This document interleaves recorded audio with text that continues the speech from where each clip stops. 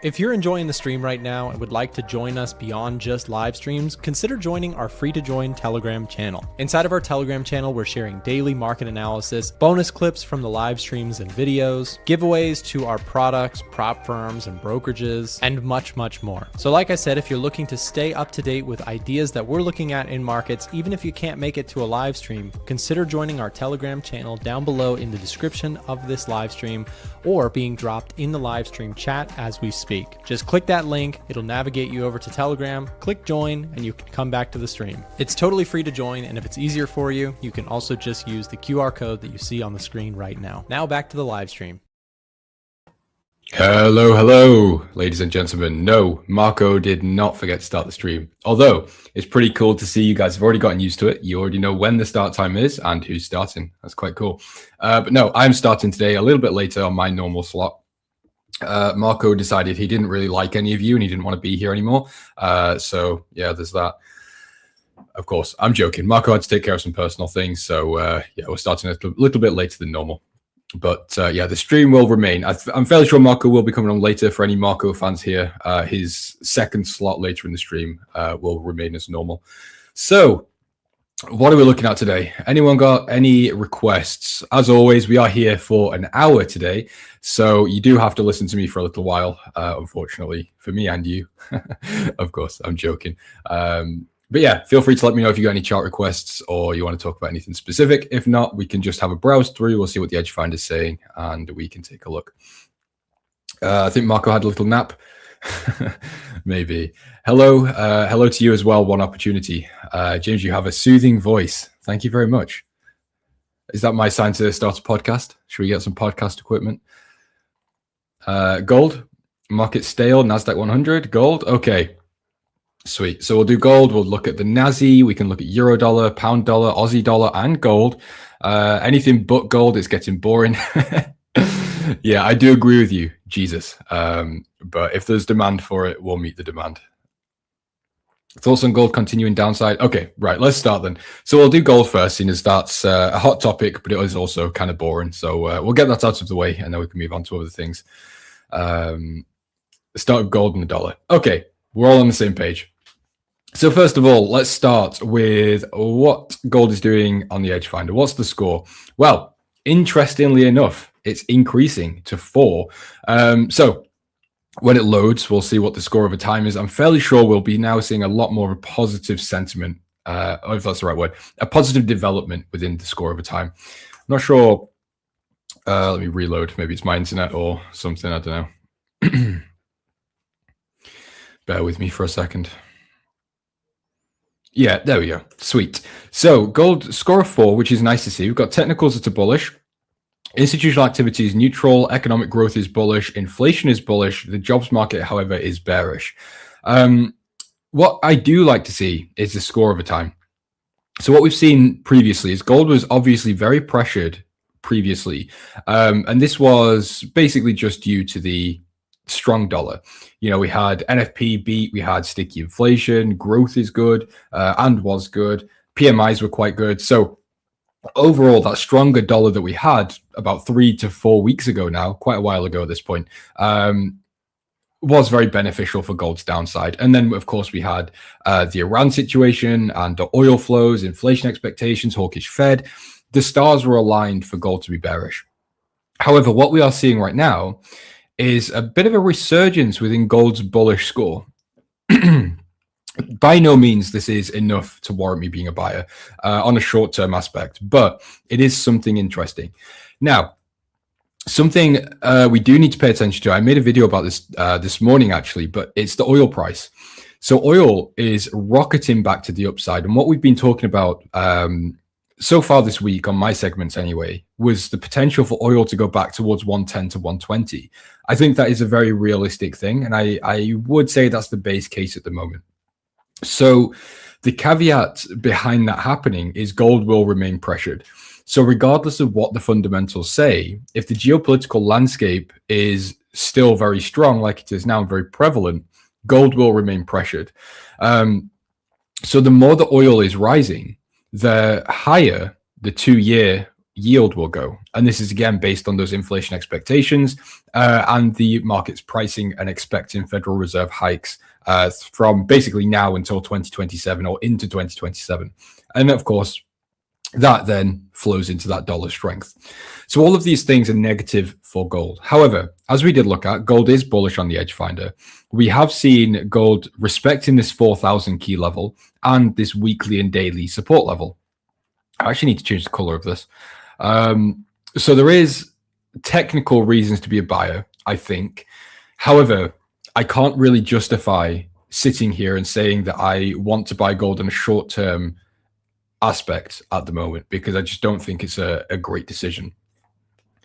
Now, of course, as you can see on the screen, I do have long positions. So you probably sat there saying, well, you know, you say you don't want to be long, but you're long. So what's that all about? Well, excuse me.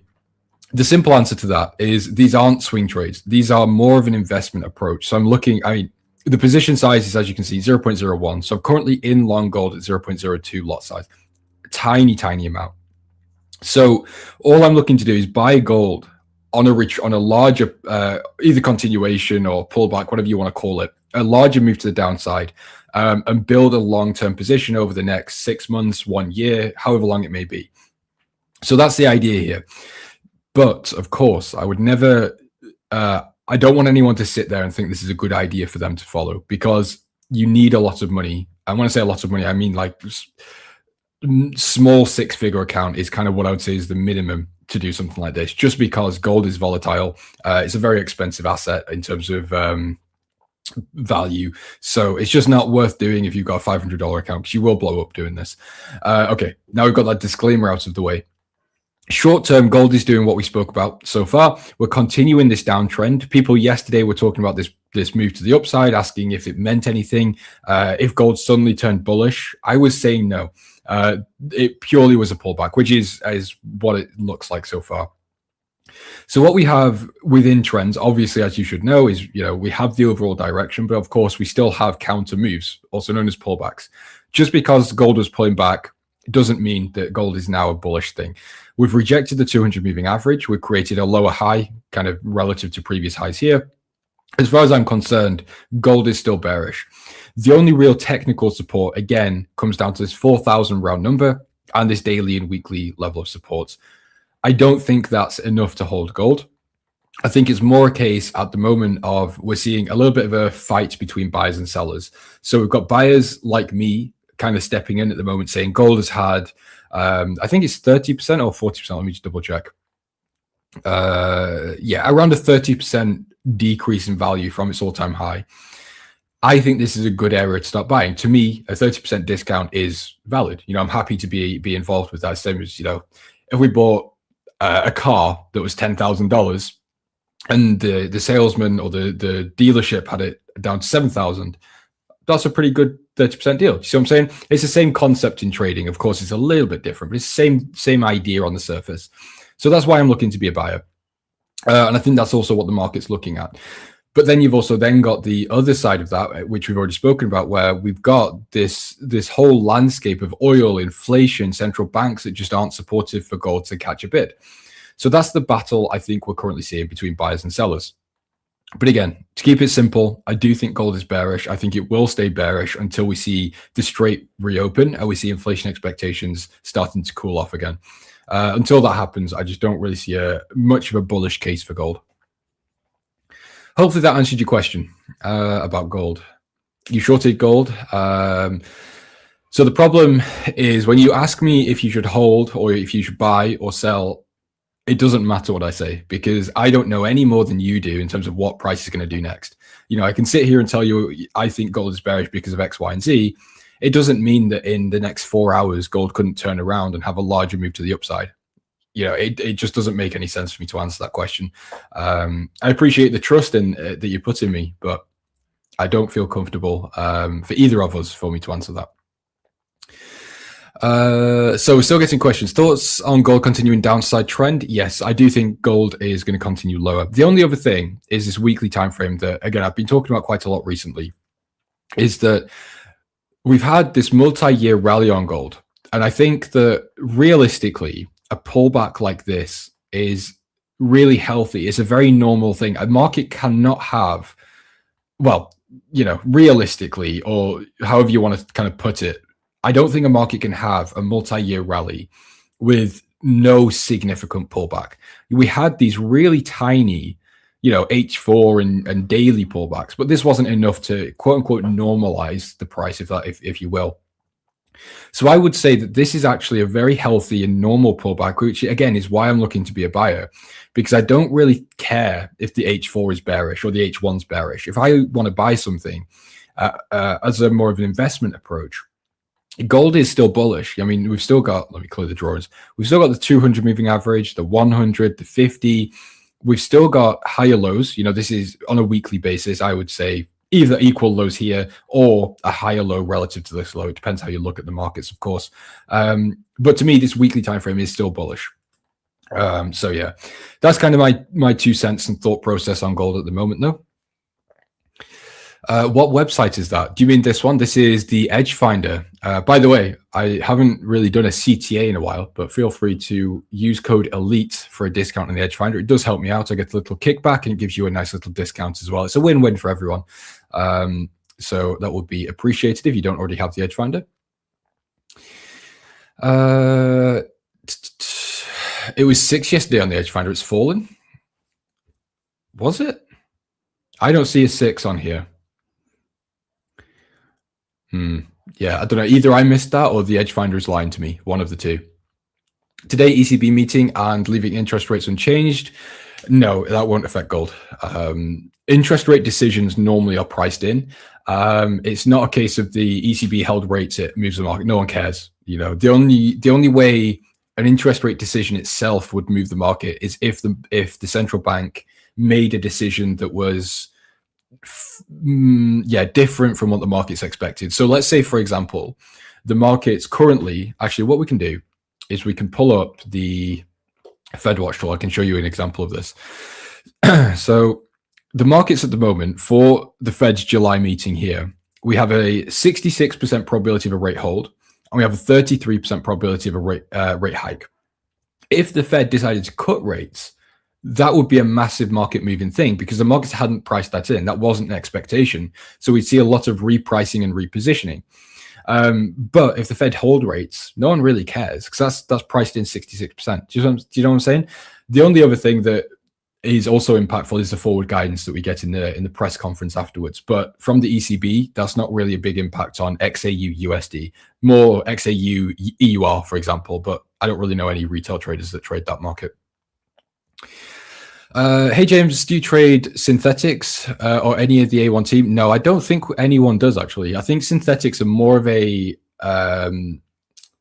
in fact, I've only ever seen the Pakistani traders and the African traders touch synthetics. I don't really know anyone in like the Western world that trades them. Jeremy, hello, good to see you. I think I'm quite behind on the chat, so I do apologize. I'm trying to make my way through. Treasury excuse me, treasury yields up. Can you see DXY following? Absolutely, yes. Treasury yields and the dollar are very, very intertwined, and we can pull it up here. Actually, we go US 02 year, and we can add this here. Actually, wait, hold on. Let me do the. Should we do the weekly or the daily? I mean, it's not quite there. There we go. This is a good representation. So the daily time frame of the dollar, I mean, it's obviously not 1-to-1, but you can see as yields are coming down, the dollar is pressured, yields coming up, the dollar's up, dollar down, yields down. It's a very, very sort of correlated relationship between the two. So yes, if yields are up, you should expect the dollar to be up as well, generally speaking. Hello, James. Do you think the bottom is in for gold, or do you think the deeper pullback? I'd love to say the bottom's in, but I just don't think it is. And again, it's for all the reasons we've already spoken about. I think yields up, Straits still closed, inflation expectations, Fed rate hike expectations. I think that the overall environment for gold is still pretty negative. Although I would expect pressure to slowly get relieved, but yeah, I still don't think it's enough to warrant gold going to new all-time highs or even previous all-time highs.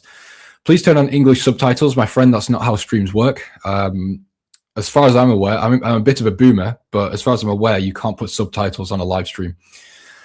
GPJPY, if the current 4-hour candle closes strong, looks good. We were looking at this market yesterday, but I haven't looked since. Yeah, so this is what we were watching yesterday.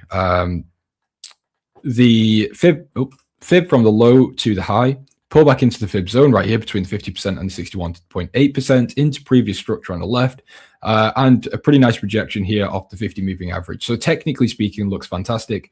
And I think we've also got pound yen on the edge finder. Let's just double check. I'm fairly sure it is there though. I just want to verify. Pound yen, very bullish with 7. So yeah, I also see a donation. I will get to that in a second. I do apologize again. I'm trying to make my way through. So yeah, pound yen, it does look really good actually to continue to the upside. Very good swap market or very good carry trade. Edge finder's bullish. The technicals are great. The trend's bullish. I love pound yen. I did say yesterday I was going to get in after the stream, and I completely forgot to do that. So currently I'm not in the position I would love to be. And I will likely get in at market price after the stream, if I remember to. Okay, so what does King of Kings say? Thank you very much for the $4.99. That will go to the A1 coffee stream. Maybe Nick can send me a Starbucks gift card. No, I'm joking. Does your mentorship come with WAP, or is it a different program? Yes, it's WAP. So it's paid through Stripe because WAP fees are a joke. But yes, it's hosted on WAP. Nasdaq 100. Yes, we can take a look at the Nazi. I do apologize. I think someone also asked for that earlier, and I completely forgot. Ray Beast, I'm doing good, my friend. How are you? My model is risk. Model is risk on this week. So FX model prefers AUD, CAD, and NOK longs. Interesting. I don't really know anything about the NOK. It's not a currency I really pay much attention to at all. But very good. Okay, we'll look at the Nasdaq, or I'll pull the Nasdaq up so I don't forget about that, and then I'll continue reading through. Nasdaq. Okay, what else do we have? Sorry, gold was 5 on Nick's video, is 4 now, wasn't 6. Okay, no problem at all. Hi James, absolutely love the full hour segments. I noticed that after you decide on the fundamentals, edge finder technicals. Yeah, so the way I work is super simple. My whole framework in, let's say, I'll try and break it down in under a minute because that's how simple it is. Edge finder is #1 priority. I don't go to the charts. It's edge finder only to start with. I see, excuse me, I see what's bullish and what's bearish. Now, because I pay attention to central banks and geopolitical landscapes and a little bit more outside the edge finder as well, it's not a case of, oh, everything is bullish, so I'll go and look to buy all of that. I do my own filter on top of it. But generally speaking, pound yen, for example, I really like pound yen. I don't really have a reason to not be in pound yen, and the fundamentals there. We go to the charts, trends bullish. Okay, all I need to do is draw the fib from the low to the high, wait for pullback to the 50% retracement or 61.8%, and then, yeah, look to get in. It's super, super basic. And I think that's really how trading should be. It's not a case of you need a complex strategy. It's more a case of you need a strategy that makes sense. It doesn't matter how complex it is. And the reason my technicals can be so simple is because I layer on the real market drivers, which is fundamentals. It looks like you take less into consideration the upcoming economic risk events. Yeah, I don't really care too much about that. I have a general rule that I won't enter a trade 24 hours before a high impact news release. So, for example, if FOMC is coming or NFP, CPI, normally I'll avoid entering a trade right before because I just don't see the point. I may as well wait till after and then see what the release is and still check if I want to be involved. But no, avoiding news entirely is just not, I don't see the value in doing that.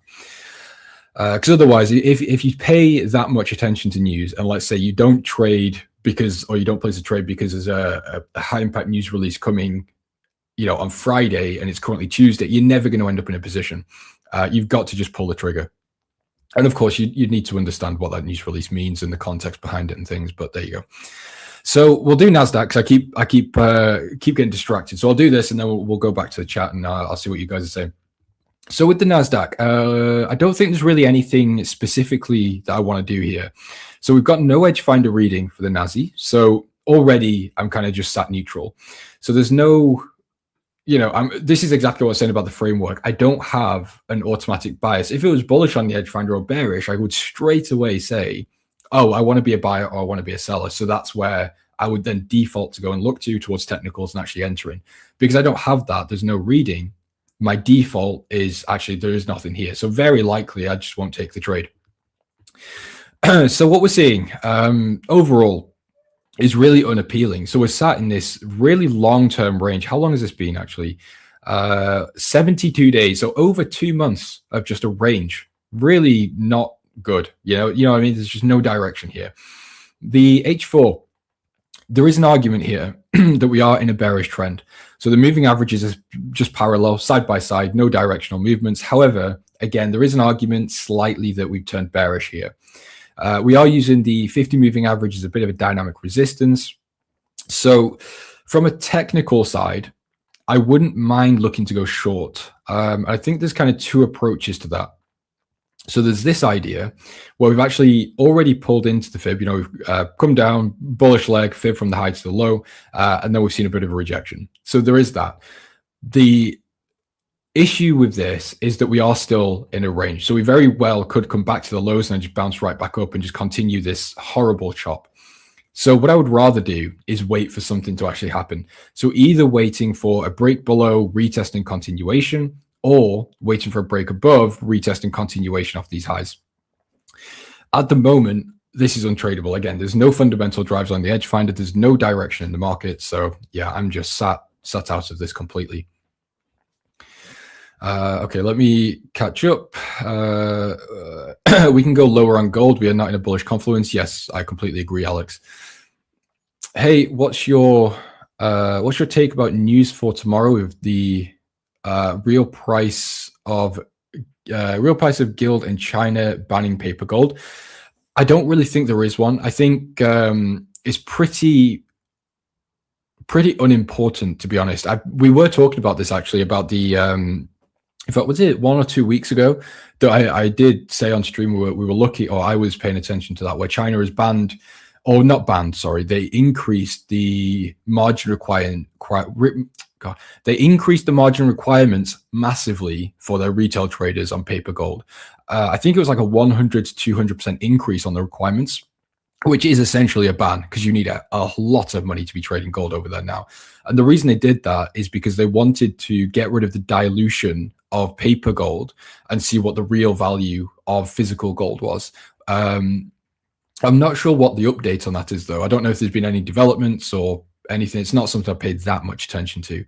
I should probably take another look, though, because that was a little while ago now. GBP/USD pullback, yeah. Yes, so GBP/USD, it was something I was long on. However, I'm long on one account, but the main account I use isn't in the position. So this comes back really to the problem I'm in with getting pulled in two different directions, because the edge finder is bullish on the dollar pairs. You can see Aussie US dollar is bullish, New Zealand US dollar, pound US dollar, euro US dollar, even gold as well is slightly bullish here. So we've got these fundamental things that are saying we technically or fundamentally should be long on these markets. But with the rising oil price, the rising 2-year, the dollar that's holding up, I'm finding it very difficult to justify being in this market. So I know you didn't ask about euro dollar, but the thing I'm looking at actually is going short on euro dollar. So I really like the daily time frame here, because what we've got is the daily previous support level here that's been broken and slightly retested. It's a little bit choppy, a little bit messy, but the idea is there. And we also have, this is a 50% retracement. So we've had the break, retest into the 50% fib zone. It looks like we're in for a continuation lower. We've had the daily moving averages here cross bearish. Again, we've got the dollar holding up, the rising 2-year yields.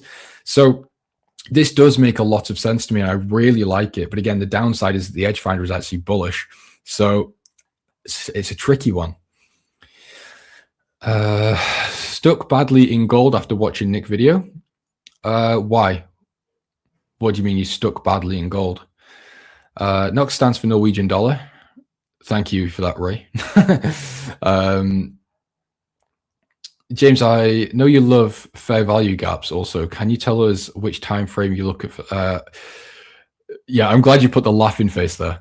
I'm not gonna waste my time. Good morning, James. I might buy gold today. I'm mentally ready for some heartbreak. There we go. We've got Nick on the same idea. Look at that. So I'm long gold. Nick's considering long gold. Obviously, we're now going to see gold to all-time highs. But Nick has a significantly larger portfolio. So I think the best thing Nick could do for us right now is actually be a bit generous and start moving some markets for us and making some contacts or making some calls to his contacts. Hello, James. Thoughts on New Zealand US dollar? Yeah, it's exactly the same, Babu. So the dollar pairs, I'm just so torn, and I really want to go short. But again, it's just the rule set and my strategy doesn't really allow me to at the moment. So I think because euro dollar is only a score of 4, I could take a small attempt just because the score isn't that great anyway. 4 is so close to neutral. It is what it is. But excuse me, things like Aussie US dollar that have a very bullish reading of 7, or New Zealand US dollar that are bullish with a score of 6, the scores are a little bit too strong, a little bit too convincing for me to counter trade them. So, excuse me, I think the only way for me to really express my dollar bullish idea is actually to just go short euro dollar. And again, it is still bullish, but it's the only way I can really try and express that. Even, for example, dollar CAD is bearish. I don't want to counter trade the edge finder too much. Normally when I do that, I end up on the wrong side. I've done it not quite a lot. I've done it a few times. I've had the edge finder since I think 2022, a long time ago, way before I sort of knew Nick from the streams and things. Every time I try it, or most times I try it, just doesn't work out. So I've learned my lesson. don't counter trade the edge finder. The XY go to 101.5. Yeah, I think the real thing with the dollar though is, are we going to break 102? I don't think 101.5 is that much of a big deal, because we're still, we get to 101.5, but then we still need to see this 102 level break. And this is the previous resistance, or the previous high, before we ended up in that 1 year long range. And last time we tried right here back in late June, we completely failed and came back. So we really need to see this level, this 102 level break, and then a run towards 105. And I think that would be enough really for us to obviously say the dollar is bullish. And at that point, I would also be very happy to say that the dollar is very likely to start its new cycle or continue its cycle. So again, historically, at this trend line, we do have these bullish runs. And we came down back in sort of when 2025 roughly, and we've seen a lift off, but it's nowhere near what we've seen previously. So it could be more of just a little pause point before we blast off, but we've got to wait. I don't want to sit here and load upon the dollar just yet. It might be a bit premature, although it does seem like a relatively good idea at the moment. The guy saying stuck in gold after watching Nick's video is completely your fault. He never told you to go short or long. Short decision can't. Yeah, that is the thing. That is a bit of a disclaimer for anyone that's new here. Never take a trade based on what someone else says. You could watch a YouTube video or these streams, whether it's me, Nick, Marco, anyone. It doesn't make sense to just blindly take trades. What you're really meant to do, use content for either educational purposes or research purposes, not as signals. So, let's say, Nick's made a lot of videos on his channel about gold. And I think he's made a few different bullish and bearish calls. It doesn't mean every video you take the same trade. Nick says, oh, I might be bearish on gold. It doesn't mean you go short. It means you take that idea and you say, okay, well, what do I also think? And then layer that on top and you come to your own conclusion. And that's what trading is. It's all about research and trying to build some sort of idea that makes the most sense. And if you don't have your idea and you're following someone else, that's not trading. That's just, copying. Anyway, we'll not stick on that one for too long. Model waiting for a discount on the Dow. Yeah, I think there is an idea of being involved in these markets, so picking them up a little bit cheaper. But again, as I've spoken about previously, I'm just very hesitant. I really don't want to be a buyer of the Nasdaq or the Dow or the S&P, really any of the US markets just yet. I really want to see a pullback at least back into sort of 26,000 on the Nasdaq. And that would just be, again, a sort of very simple break, retest, continuation. But I just think we're a bit too elevated at this point. And I think there's too many risks. So, yeah, I mean, that's my point of view. So, yeah, we'll see. But the Nikkei was something we were looking at.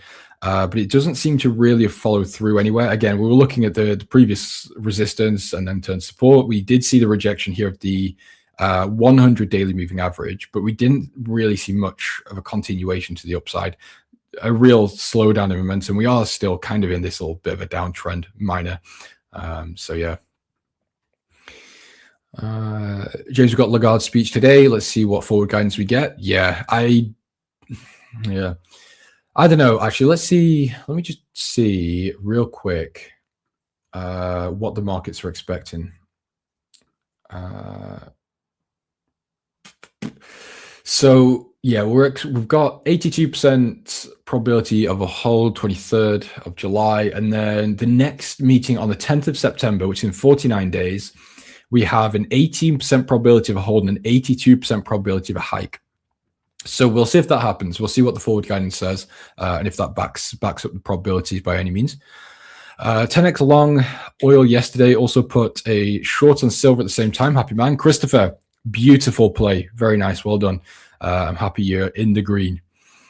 Someone said fair value grabs.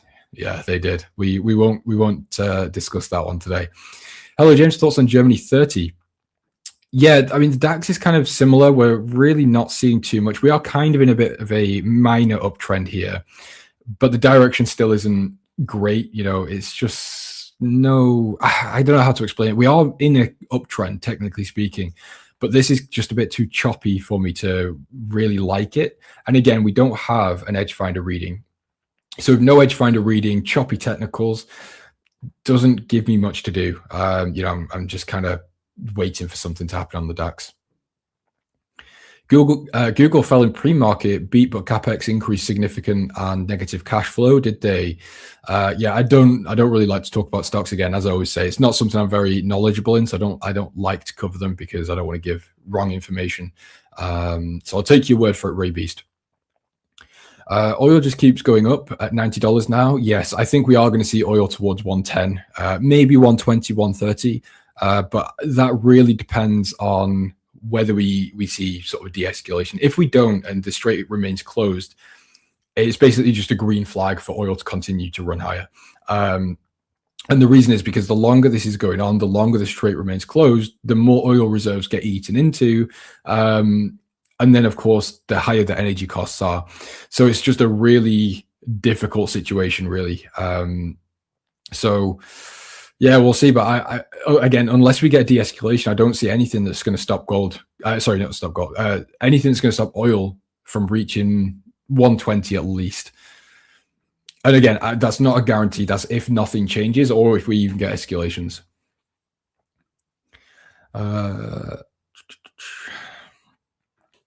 Equities are flat. Yeah, they're really boring markets at the moment. What do you mean? I went full margin today. went full margin today on gold after watching Nick's video yesterday. Go on, he's the market maker. Indeed. What do I think about gold? We spoke about gold quite a lot. I rewind to the start of my segment, the start of the stream.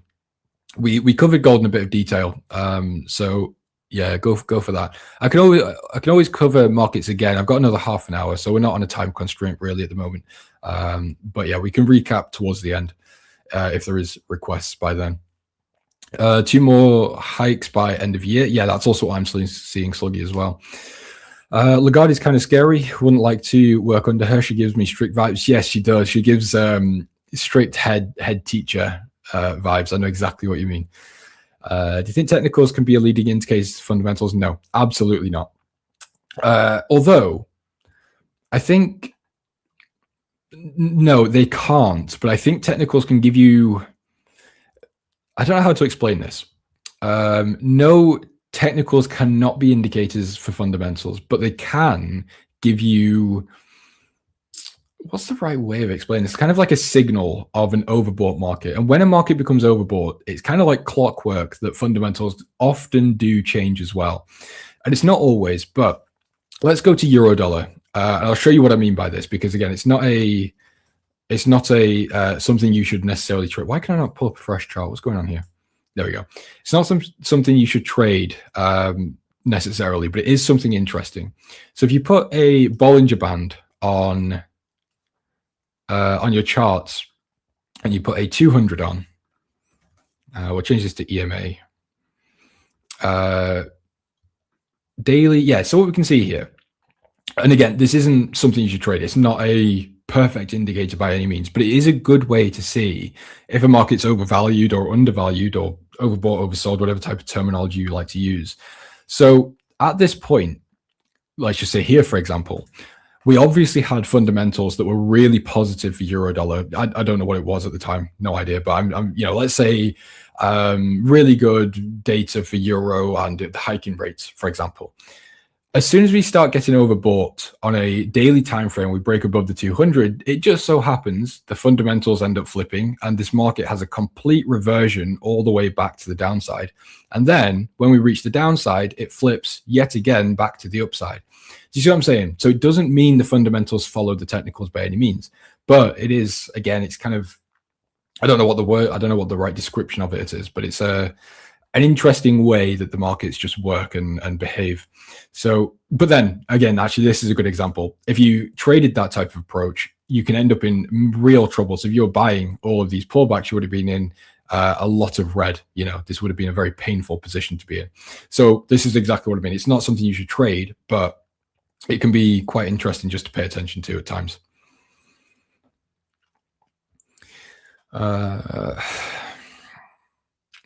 40,076 last line of defense in gold. Yeah, let's take another quick look at gold then.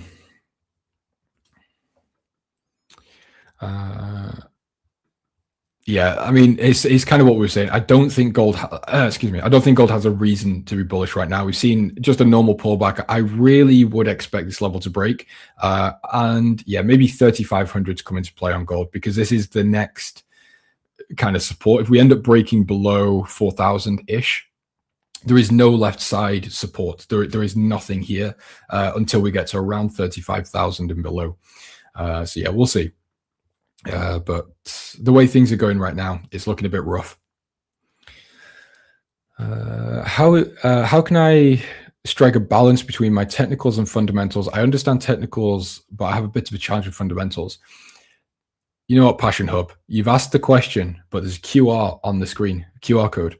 So if you scan that, or if you go to the A1 Trading website, or even TraderNick's YouTube channel, you'll see a lot of content about either an actual course on the website or just videos about fundamentals and economics and things.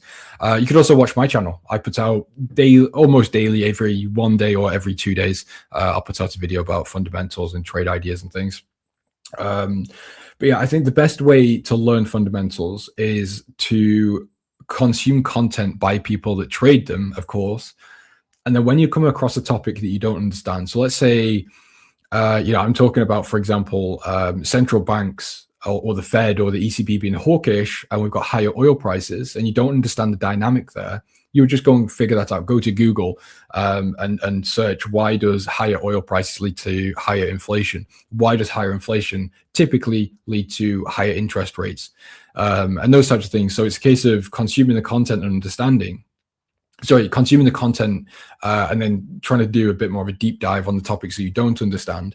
And that's just how you do it. I don't think there's an easy way, really. Economics are, let me put it this way. People go to universities for 3, 4, 5 years even to learn this type of stuff, obviously on a much more advanced level than what I talk about. It's not even really comparable. But, people spend tens of thousands and spend years learning these things. So please don't come into economics and think that you can learn it in a week like you can with technicals.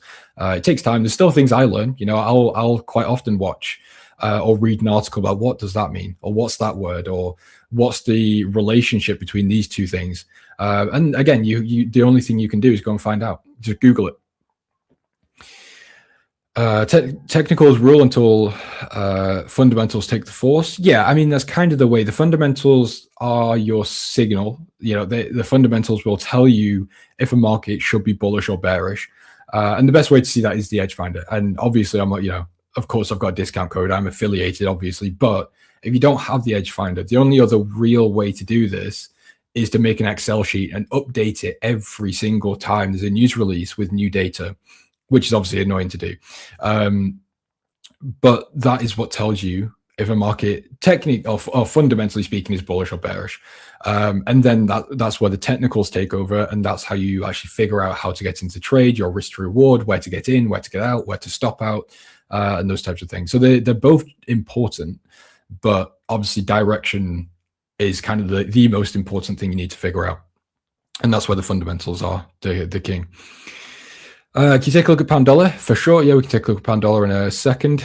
US 30. We did take a look at the US markets and there's really nothing going on, but we can take a look at US 30 shortly if we've got some time at the end. My YouTube channel has just been dropped in the chat. If you could drop a subscribe, I would really appreciate it. I've got a personal goal to get to 5,000 subscribers by the end of the year. I think I'm about 250 away. So if you could do me a solid favor and drop a sub if you like my content, I would appreciate it. Club Premium comes in handy. Yeah, I mean, AI is good. Obviously, certain things you do need to double check, but AI has gotten to the point where I really do think using it to learn things like economics is a fantastic way to do it, because you can also tailor it. So, for example, if you're a really new trader and you are trying to learn fundamentals, you know, you could ask it something, it will give you all of these complex terms. You can say, explain it like I'm a 5-year-old. I know that sounds a bit stupid, but it does work. And then obviously you can say be a bit more advanced or go a bit more in depth or whatever it may be. And it's kind of like having a bit of a mentor on your shoulder. Of course, to a certain extent, it doesn't mean AI isn't 100% right and things like that, but whatever. If you read every bank report, you get a good feel about fundamentals. Yeah, bank reports are also great, but not everyone has access to those, unfortunately. Okay, so what we do? Oh, pound dollar is something that you asked for, wasn't it, Christoph?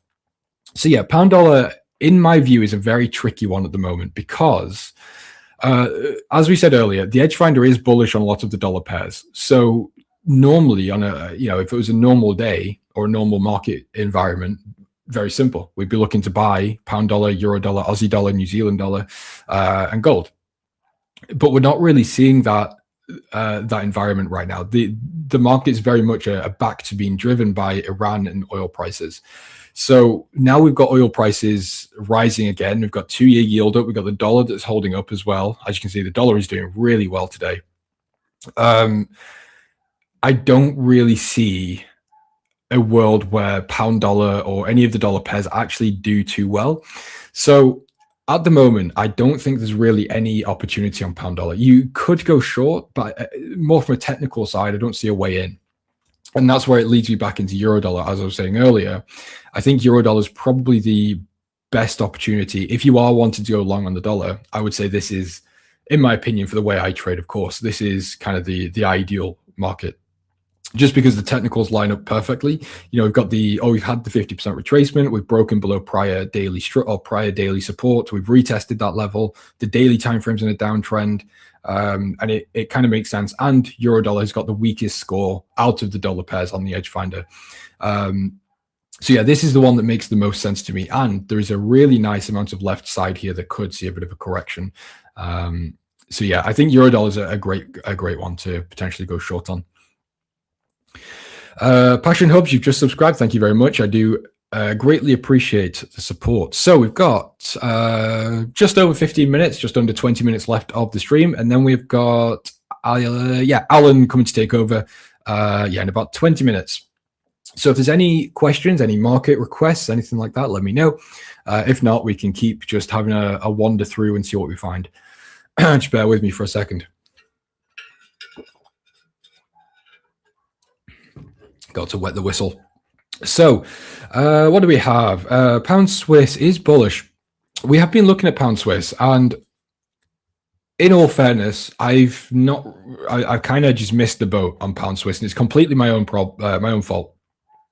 So the reason I'm not really a fan of this. In fact, no, we'll go over the bullish idea and then I'll go into why I'm not a huge fan. So the edge band is bullish. The daily has started a bullish trend. We've broken above daily resistance here. It all makes a lot of sense to be a buyer. You know, the trends on the H4 also bullish. So if we were looking to be buyers, I think it's, again, a very simple approach, actually. Fib from the low to the high, depending exactly where you define the low, maybe this low here. The 50% retracement lines up with the previous highs. We could be, again, looking for that break, retest, and then continuation pattern. Very bread and butter, very straightforward. The problem really arises when we look at the higher timeframes on pound Swiss.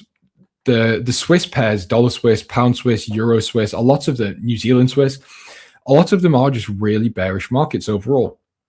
So being a seller normally, or generally speaking, is actually a lot more of a benefit for you. So if you look on this weekly time frame, there are times when we have these bullish runs, and that's great. You can make money in that, absolutely. But then if you are able to get into a short position here and just hold, you could end up in a massive profit. So that's really the concern I've got. It's a case of, it's bullish and that's great, but I'm more saying, or more thinking, that the bullish reading the edge finder's got and the bullish behavior we're seeing might actually be more of a catalyst to trigger me into a short on this large sort of pullback here. So that's the idea I've got. Now, there is a little bit of another way to look at it, which is the swaps. So pound Swiss is a very nice market to be a buyer of. You know, you get paid really good swaps because the SNB, so Swiss National Bank's interest rate is 0, and the Bank of England, I think, is 3.75%. So the swaps are fantastic. Now, although the higher time frame trends are bearish, and I would like to be a seller, being a seller is very expensive on swaps. It's not a cheap trade to take. So it's a tricky one for me, and it's definitely not a market that I really like to trade that much. It's yeah, a bit of a dodgy one in my opinion. Unless we do a clean break above 4,200, I don't see bulls coming in. On gold.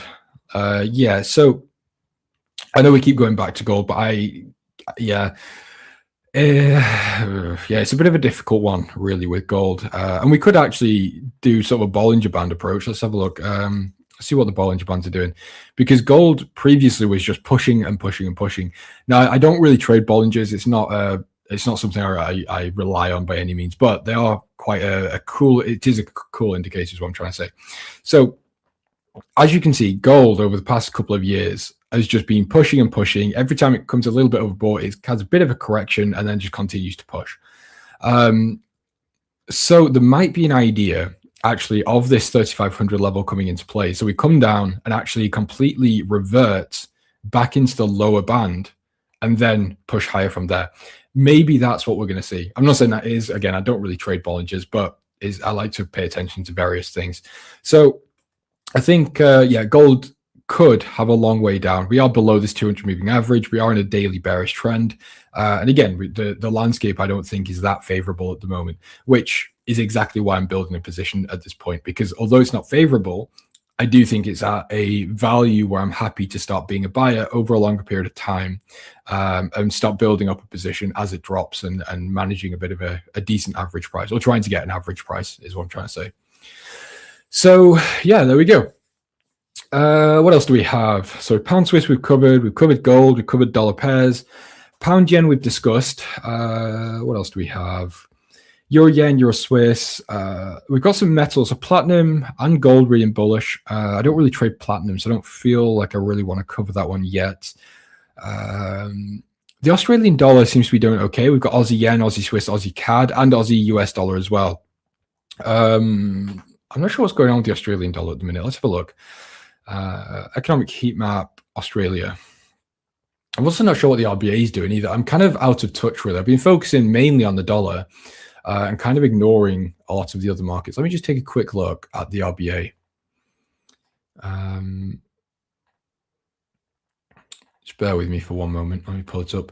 So in the next meeting for the RBA on the 11th of August, we're expecting a hold, 64% probability of a hold on the 11th of August. And then on the 29th of September, there's 51% probability of a hike.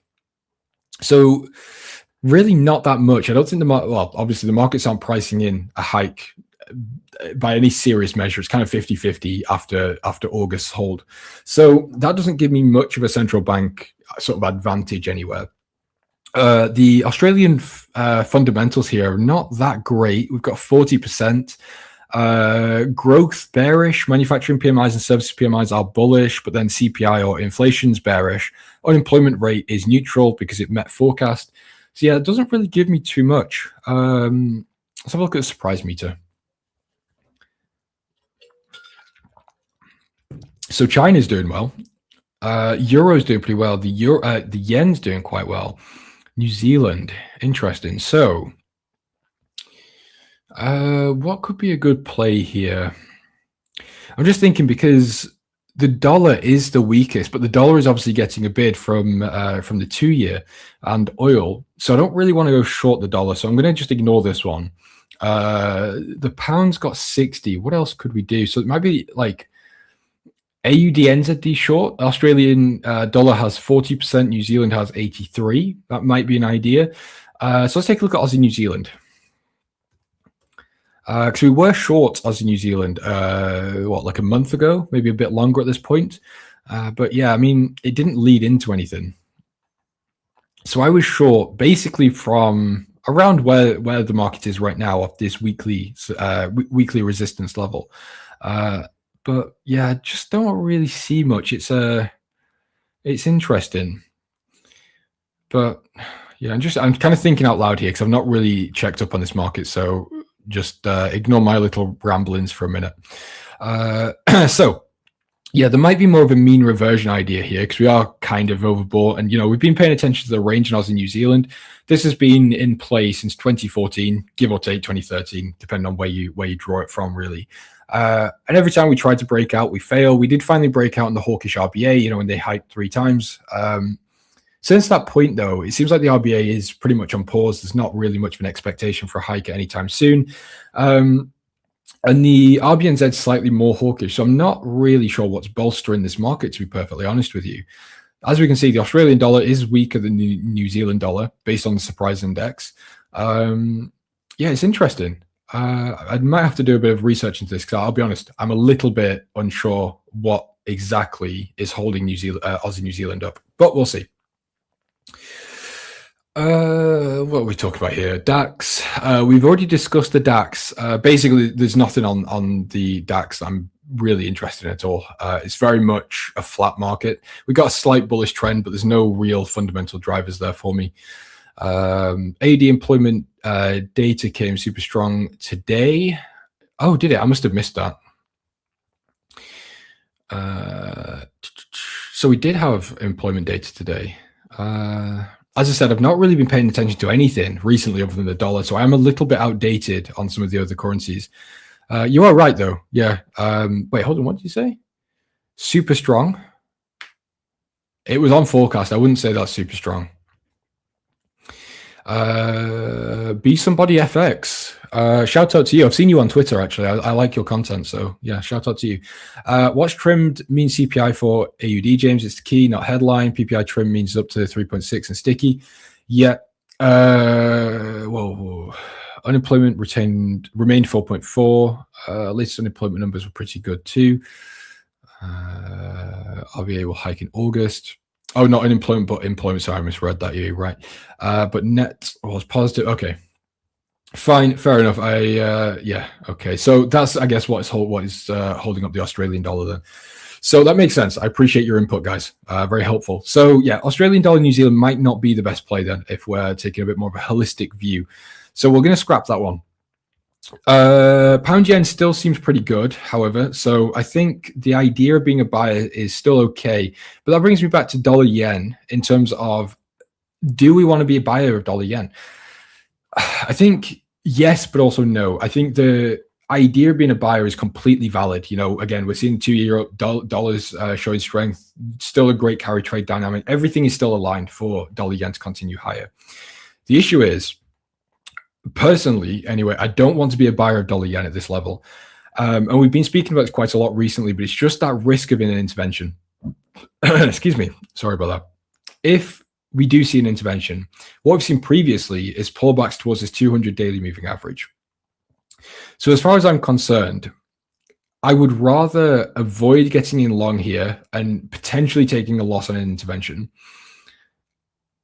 I would also rather avoid going short because I don't know when the intervention is coming. So as we've been saying, I don't want to keep shorting dollar yen and just getting chopped up as it grinds higher.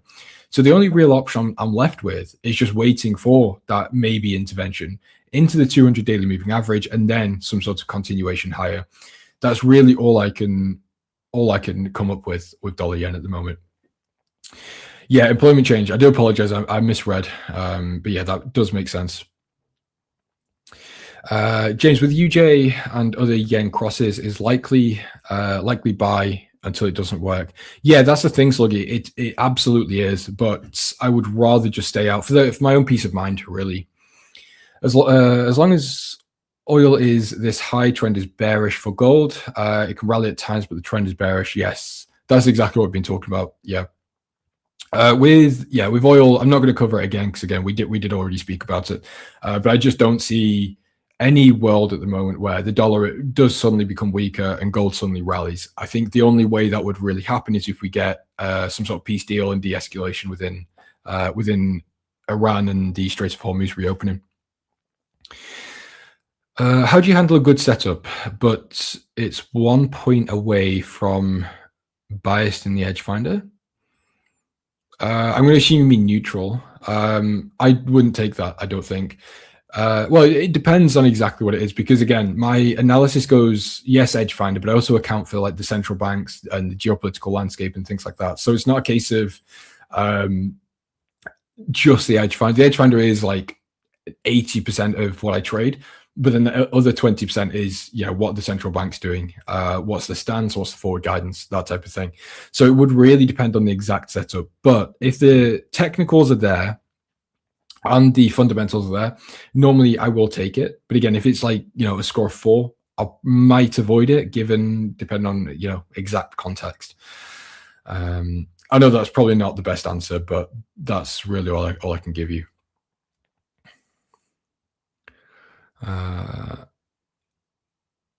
So I was reading a message, making sure there was no disturbances on the stream. Anyway, I've just realized, wow, we've just powered through like half an hour. Last time I checked, it was about half an hour ago. Crazy. Anyway, we've got about 4 or 5 minutes left, give or take, until Alan Perez comes to take over the show, and then we will have Nick after Alan. So if there is any last minute requests or anything you want me to cover, let me know, because now is the chance. If not, I'll see you guys tomorrow.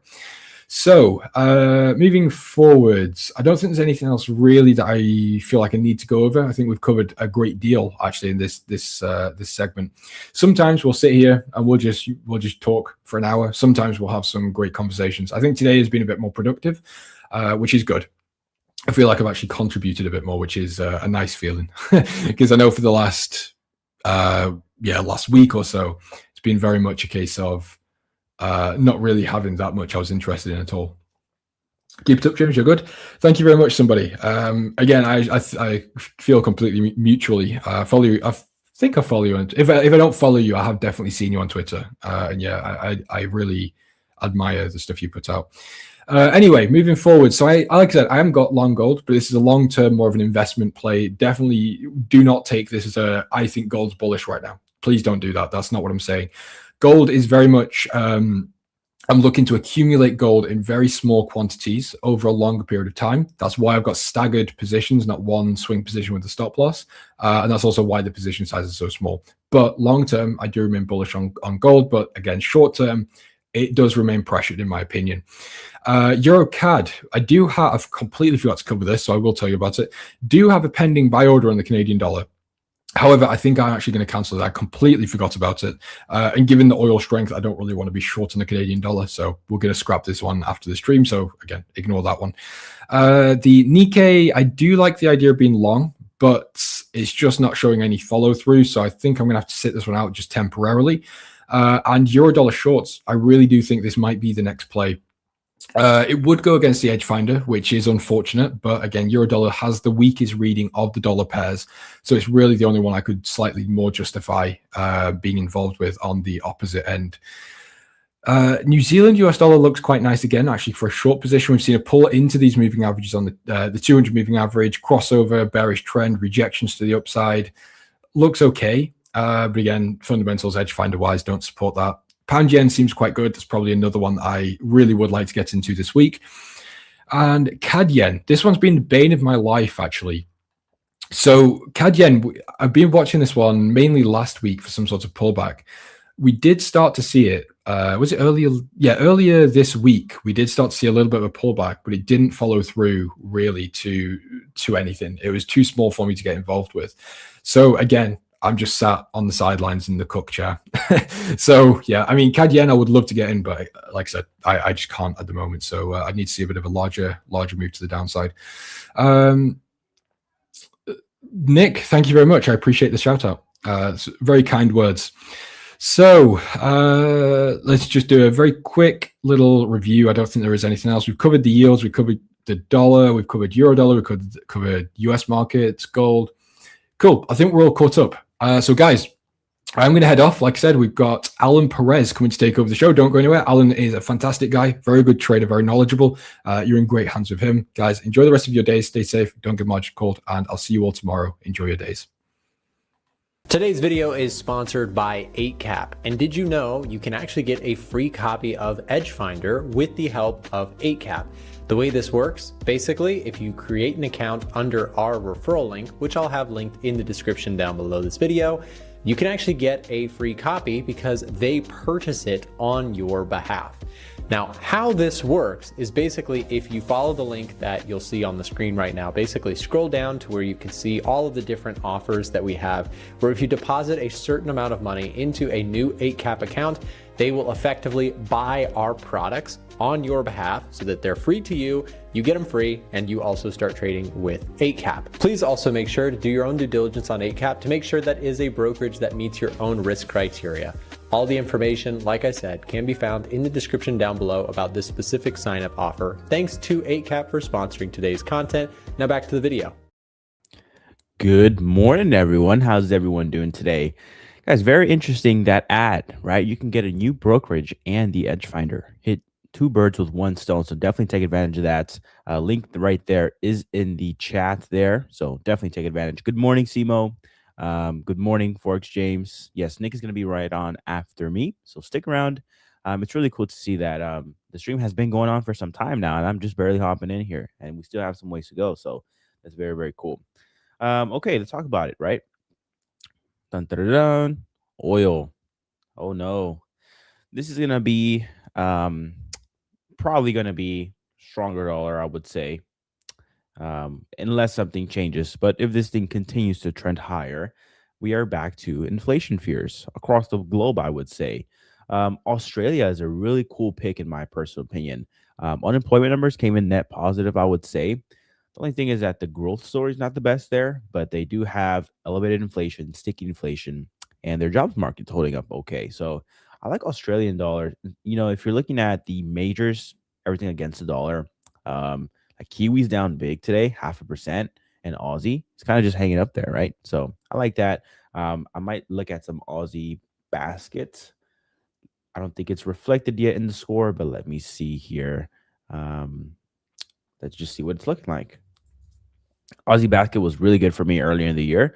Look at that. Okay, so we have Aussie yen, Aussie Swiss, Aussie CAD. I kind of like Aussie CAD and Aussie Kiwi too. Let's look at Aussie CAD. Okay, I would need to wait for something like here. I'm going to start marking up these levels here because Aussie CAD, really, really good. If you know, recent times, have you bought in this area, you can find something there. So Aussie CAD, Aussie Kiwi, I would imagine is up today. Ooh, look at this. We were right there too. Okay, I'm going to mark this as well. Let me see here from a pullback perspective. If I was a bear, where would I step in? Pretty close to that 61.8. So then I'm going to put another fib right here. Hypothetically, if bears do step in at the 61.8, what kind of a pullback would I be looking for? Somewhere around here. So I'm going to move my alert up to the 50. So that's Aussie Kiwi. Let's see, what else do we got? Aussie Swiss. Yeah, Aussie Swiss might be nice. Man, oh man. This one would be hard to play. Pull back into this cluster.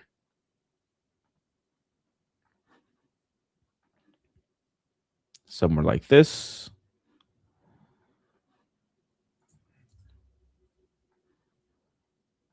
Okay, I like that. Maybe this level here, this was like resistance, you can call it. Probably turn support, so we'll see. Do you guys know what I'm talking about? Resistance here, 1, 2, 3. And then if you get a pullback, that could be support. We'll watch that. Where does that line up on a fib? The 38.2 and the 50? Yeah. Oh, no, wait. That was not that. I'm sorry. Okay, it doesn't line on a fib. So I would prefer the deeper pullback if you do get it. I might not get it, though.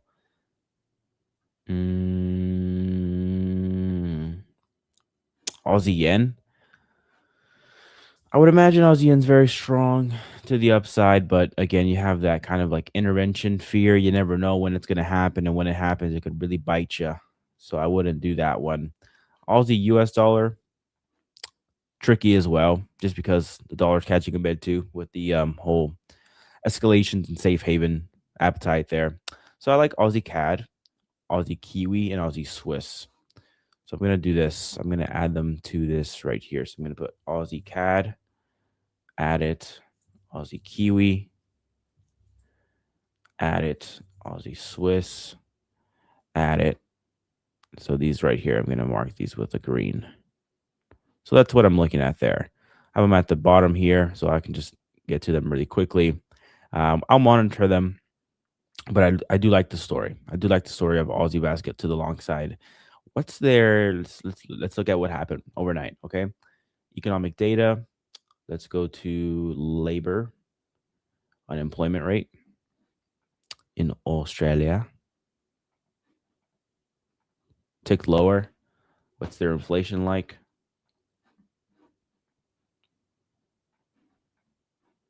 It's 4%. It's trending lower. Still 4%.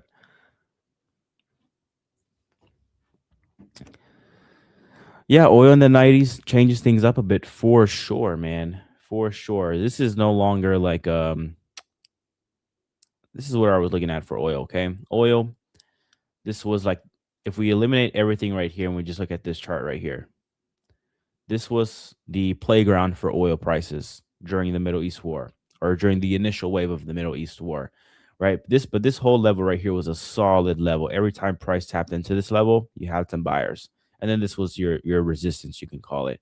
Then we had to push lower. And so the pullback would have been justified as a pullback had price stalled right here and continued lower, because you had a one directional push to the downside in June, but no pullback, right? So this could have easily been, a pullback, you could say, up into that 61.8% retracement level, which was previous support, possibly turn resistance. That did not happen. We blew right through that thing. Okay, so that changes things a lot. Like Nick says, you're no longer in pullback territory. You are now in the trends changing again, right? So that's the hard part to see. And you're back up into the 90s, right? If you're back into mid 90s to the 200s, yeah, that's problematic. So inflation fears are definitely back. Look at the 10-year, fresh highs since the war. Okay, the high of the war was right here, May 19th, 4.681. Now it's 4.695. So that's definitely not good. 2-year highs again, relative highs, continuing higher. I'm curious what CME Fed Watch is saying. CME Fed Watch is saying that there is a 37.9% chance of a rate hike in July. Remember, at one point it was 45%. Was it this Monday or last Monday? One of the Mondays. It had to be last Monday. 45% rate hike odds. And then it went all the way down to single digits, like 9%. And now they're back to 37.9%. So the odds are changing. Hikes are back on the table for this month. You have a 60% chance this month that we hold, 37.9% chance that we hike. there is a 54% chance that we hike one time this year. And what is it? Am I reading that correctly? The chances for December are skewed for 2 hikes. 2 hikes from now. Yeah, 2 hikes are back on the table. We went from coming into 2026 to saying, how many rate cuts are we getting? And then we went from no rate cuts to no rate cuts to just holding. And now we're on like 2 hikes. Now the question is, how many hikes are we getting? On a workshop time, we had around 16%. Yeah. It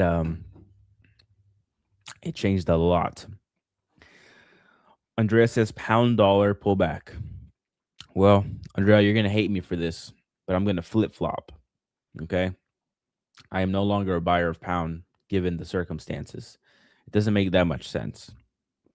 For when you had a huge run up in the pound, the political turmoil stuff was kind of resolved there. You had the new guy, and it seems like it was just buy the rumor, sell the news. Pound dollar pulled back all the way. Now you have this other fresh kind of theme of like, okay, inflation fears are back. I would imagine that continues to push pound lower even more. So I'm no longer interested in buying pound. Okay, for me to be short the dollar, I would need to really see some cool off in yields. Okay, yields in oil. But for now, this really, I don't like this chart. You're still within a technical trend, right? So if you're one of the people that are like in the camp of, well, I'm going to speculate that the war is going to be over, and I'm going to take a chance at that, and I'm going to buy something on a discount, pound dollar would be that bet at the 61.8. But after 61.8, anything lower than that, it's likely not going to continue dropping because you have a strong US dollar. Yeah, it's relentless right now for sure. As I mentioned, the high for the 10-year during this whole war was 4.687. We are now even higher than that. So this is the high of the war in 10-year yield. There's a really strong correlation with DXY and the 10-year yield. So if you see the 10-year yield up, you're probably going to see the dollar up. Nick, I don't know if it's still 85% correlation, but I'm sure it's up there. I mean, look at this relative DXY price action straight up, right? Like that. 10-year straight up like that. A couple days, 1, 2, 3, 4, 5 days, you could say. DXY last 5 days, 1, 2, 3, 4, 5 green days, with the exception of this one candle. The 30 is heading to 5.2. There she goes. Not good, not good. Yep.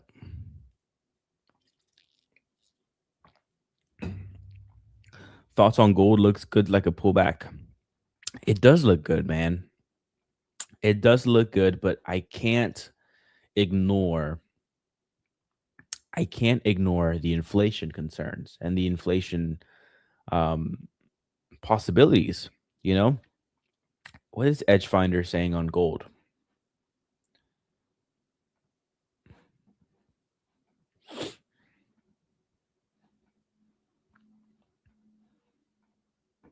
It's bullish. Edgefinder is bullish on gold. If you look at this bearish trend line here, we broke above it. You are now retesting back into it. You have a bullish reading. But here's the thing, okay? You could buy this level here on the pullback, break, retest. You also have the Edgefinder score pointing bullish. But you have to really accept this and not change anything after the trade is taken.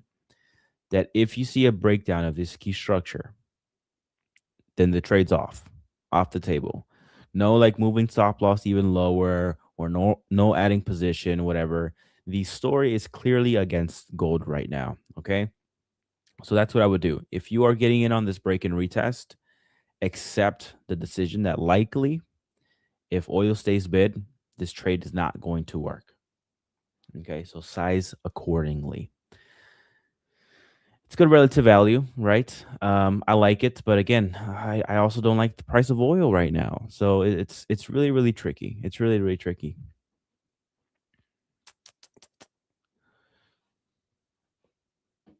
It's really tricky, guys. I'm curious to think how many people are in the camp of like, okay, thoughts, honest thoughts, guys. Do you think that there are going to be, or let me just ask this plainly. Do you think there will be enough escalations to see oil back to 100 in the near term within 30 days? Type 1 in the chat if you think yes, type 2 in the chat if you think no. Okay?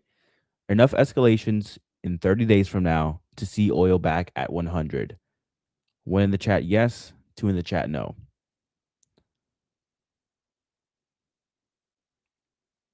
One opportunity says 1. G Drum says 1. Kier says 2. Obo says 2.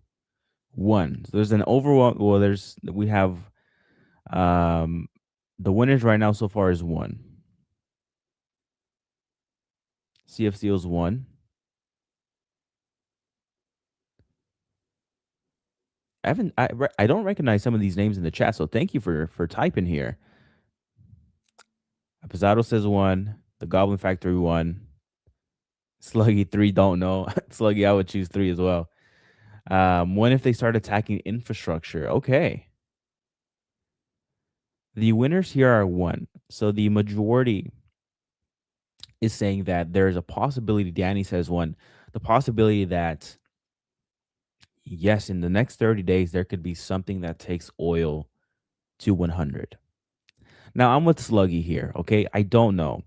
Ideally, I'm on number 2.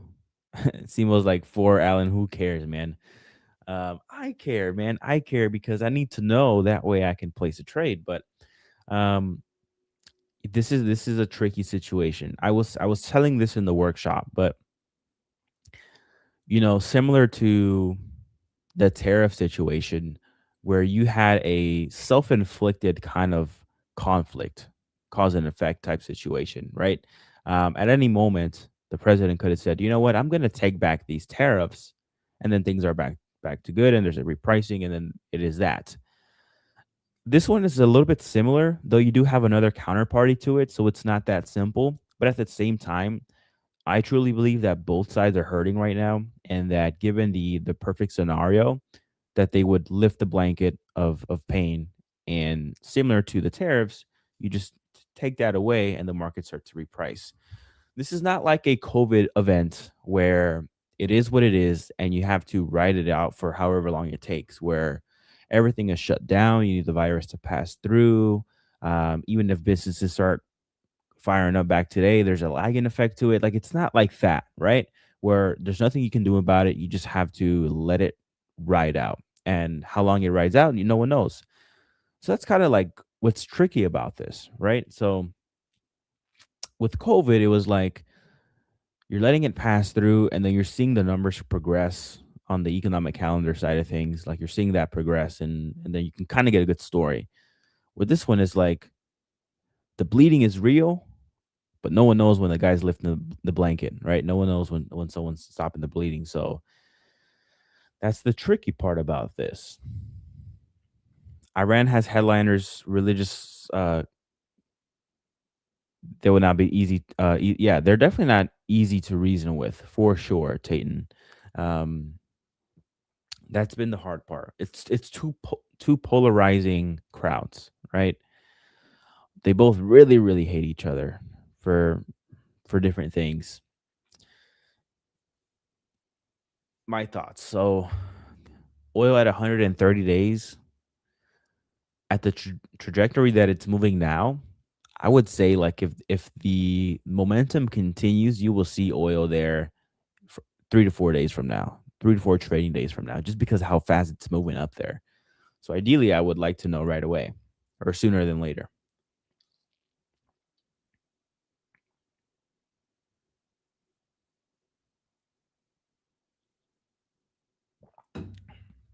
Super, super tricky. I have a message on Discord here. Let me reply to that. Marco sent me at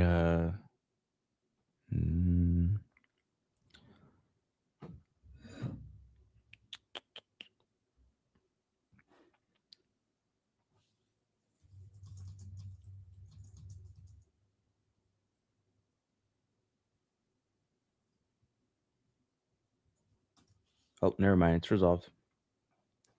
Okay, cool. You've noticed ECB is really sensitive to the oil story. Yeah, man. Also, too, from a proximity standpoint, they're closer. Yeah, your dollar. Ooh, your dollar to the downside looks really good. I'm gonna start preparing for that. And then someone said, "Am I long USD CAD?" I never got long USD CAD, man. I never did. It's just going without me here. Although this could be a good opportunity to get into it.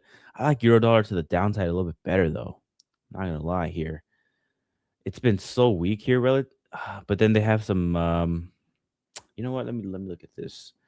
Yields across the board. Everyone's up today. Everyone is up today. Japan, Europe, Canada, New Zealand is up. US is definitely up. Pound is up. Everyone's yields is up.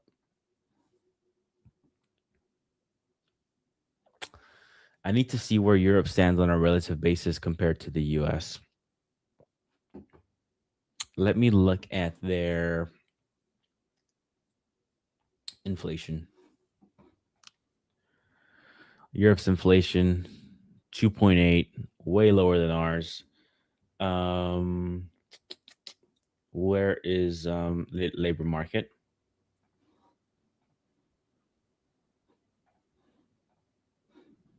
Dang, 6.3%.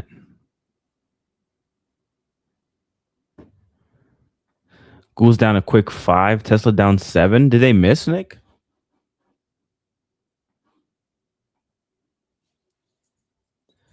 Or they could have very well beaten and still fallen. Ooh, Nick, look at that. Google's at that 200-day pre-market. That's kind of cool. That's kind of cool. I'm gonna watch that. Put an alert on this.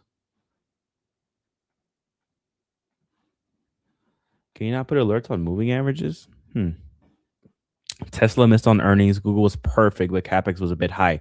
I think they went from 180 to 190, right? I think they increased spending expectations, if I'm not mistaken, by a little bit. Eileen, what do you think is a good price on SpaceX for the long term? That's interesting. Maybe Nick can answer that too here whenever he hops on. I was looking at Morningstar. I think it's Morningstar. SpaceX. I was reading something on Morningstar. I think that's what it's called. The outlet. I think a 50% off would be okay to start a position. Like, obviously, if it's even lower than that, then the better. But it's really hard to evaluate something like SpaceX. My personal opinion. Let's see where it's at right now. It's been falling. I mean, look at that, guys. There was a lot of hype with SpaceX on the IPO. Everyone was like, buy it, buy it, buy it. It's your ticket to freedom. And look at that. You know, after the spike, it's been just a straight move. This looks a lot like the gold chart, right? Gold, early 2026, moving higher, and then so yeah, I think in the 60s, maybe 60s, 70s would be a good start to start a longer term campaign. You know, I wouldn't say put all your eggs in one basket at 60 or 70, but like, you know, take a stab at that and then start building from there. That's kind of my thought process there. And I think like a good 50-60% off would be okay with SpaceX. But yeah, who knows how it could look like too, especially when you have these other big names that are coming in at IPO, your open AIs and your Anthropics as well. You know, who knows what that price action looks like and if that weighs down everything as well. They're humongous companies. Can you analyze DXY? Are you USD pair still bullish against the dollar, or has everything changed due to the recent rise in oil prices? Things have definitely changed. So DXY clearly higher today, right? You had an inflection point of two important technical reads, I would say. One being this upward trend line here, and also to this level of support at 100.5. Like if we remember, 100.5 was like the biggest cap ever, right? Like we struggled to get above that. In fact, a couple times here, 1, 2, 3, 4, 5, 6, 7 times, right? You struggle to get above the 100.5 mark. Then you breached it, and then you got to pull back into this level here where the trend line also is at, and you had a straight bid up here from DXY. So my kind of bias is definitely directed right now in the near term to dollar strength. So, like for example, pound dollar to the upside was one that I wanted to take. I'm no longer willing to do that.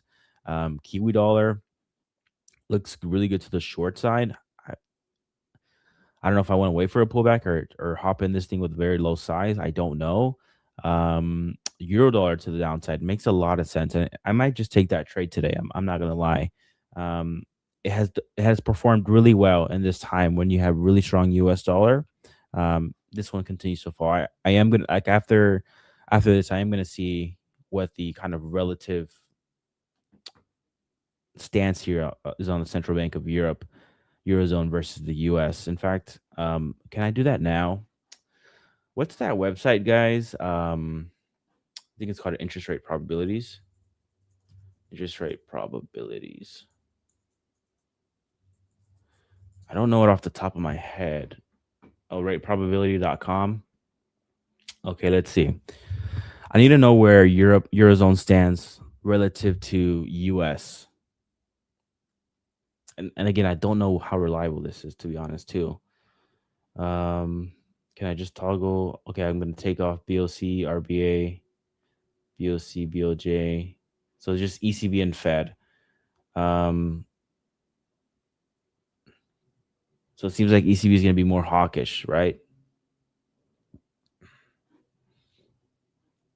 Is this true, though?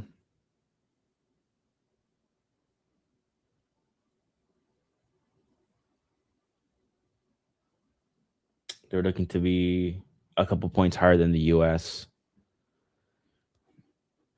Let's see. Any new news here recently from them? More ECB statement: full inflationary energy shock has yet to play out. Uncertainty remains high. Okay, so they're saying that the full inflationary kind of forces haven't really played out in Eurozone. ECB leaves main rates unchanged. ECB rate statement: the outlook for energy prices is volatile, but stands close to the baseline of June projections.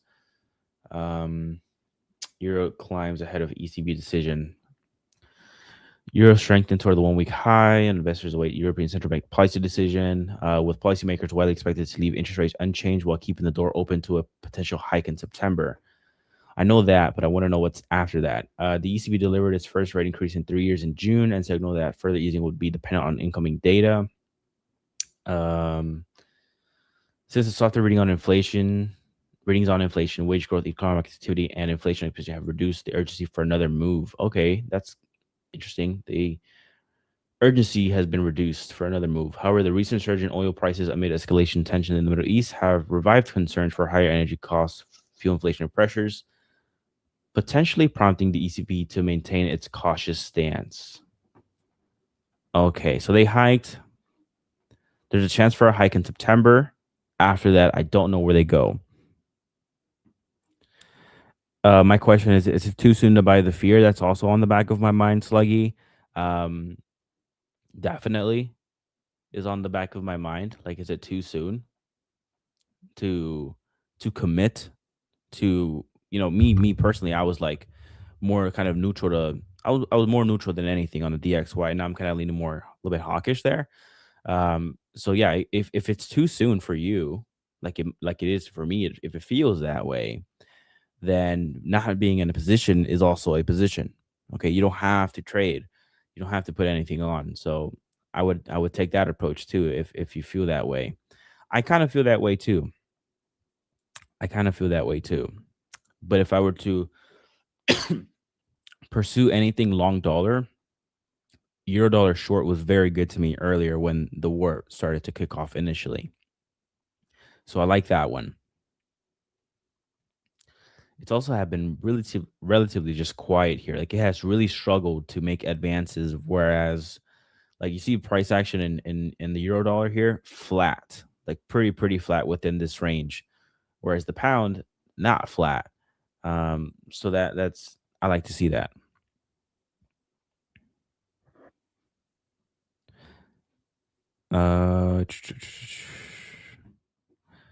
What's Bitcoin doing? Not yet, but I'm watching Bitcoin. I'm ready to take that on.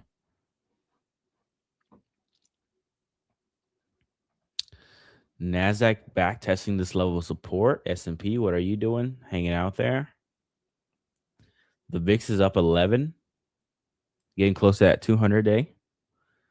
We'll see. Usually, actually, you know what? This is what I'll watch as well. Usually, you get the VIX here, get a little bit of a pop, and then the reaction over here, which you get to that 200 day, $19, $20 handle.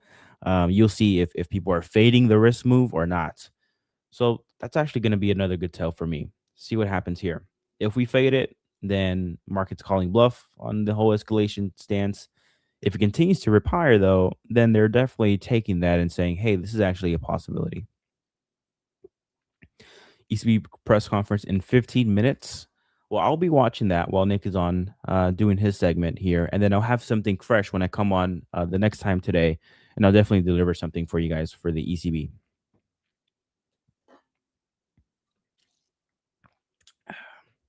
But all right, guys, I think my time here is up. I'm going to hand the show over to Nick. Thank you guys so much for watching my portion of this segment. Adios. I'll see you soon. Don't go anywhere, traders. The show will be right back with our next show host. But before we get back to the show, I wanted to mention today's live stream sponsor, Ola Prime. Ola Prime is one of the fastest growing prop firms that I've seen in the space, and they offer a super wide range of different account types. Whether you trade Forex or futures, whether you're a swing trader or you're a day trader, they have multiple different account types, and they have some of the most competitive pricing that I've seen in the industry. And check out this publication from Deloitte, who did an audit during a select period of time on Ola Prime and its payout legitimacy. One of the big things that Ola Prime is well known for is their very fast payouts. They have this posted up all over their website as one of their main reasons that traders like them. From what we've seen, they also have a very strong reputation overall within the trading space, and they are a proud sponsor of our everyday trading stream here. And for a limited time, if you use our promo code that you can see on the screen right now, A1 Trading, you can get 20% off any of their accounts. And using our discount code lowers the barrier to entry, meaning that your challenge costs you less and gets you that much closer to potentially getting a payout someday. Of course, to throw my 2 cents in there, I'm a big fan of not trying to get funded until you feel you are actually ready to do so. So if you feel you have the skills, if you feel that your trading is up to par, and you do your due diligence on Ola Prime to see if it's right for you, then make sure use our promo code to get that extra discount at checkout, and we'll be dropping the link to them down below in the live stream chat. You can also find it in the description, and we'll have a QR code on the screen right now that you can scan if that's easier for you as well. So thank you to Ola Prime for sponsoring today's live stream. Now back to the next show. All right, guys, welcome back to another segment here with yours truly. Look at that nice new layout here. We've got our new prop shop trader. Some of you guys joined me on the webinar yesterday with them. It was really awesome. Getting to check out their equities and their futures trading platform over at Prop Shop Trader. Really cool stuff. They also have some incredible software that you get. I don't see that with a lot of prop trading platforms. They just like use like Ninja Trader or MetaTrader or something. But TickBlaze, if you ever heard of TickBlaze before, it is a pretty awesome platform. Anyways, a lot to talk about today. Some interesting developments. We have S&P 500 here down 0.85%. Nasdaq's down 1.12%. I would actually say that this is mostly due to oil prices just ripping here today. You got 5% higher on oil, and gold's moving lower. So we'll talk about gold because I certainly have an opinion there. Oil up 5% today, poses new challenges to this market.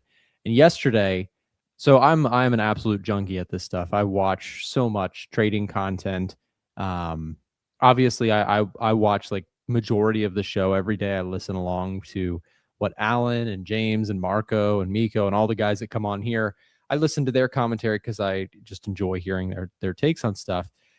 And kind of like everyone noticed, like everybody took a look at oil today and they're like, oh, okay, yeah, that's worrisome. Because now suddenly you have this, I saw a lot of people in the other, various creators that I watch, everybody kind of pointing out this trend line here on oil.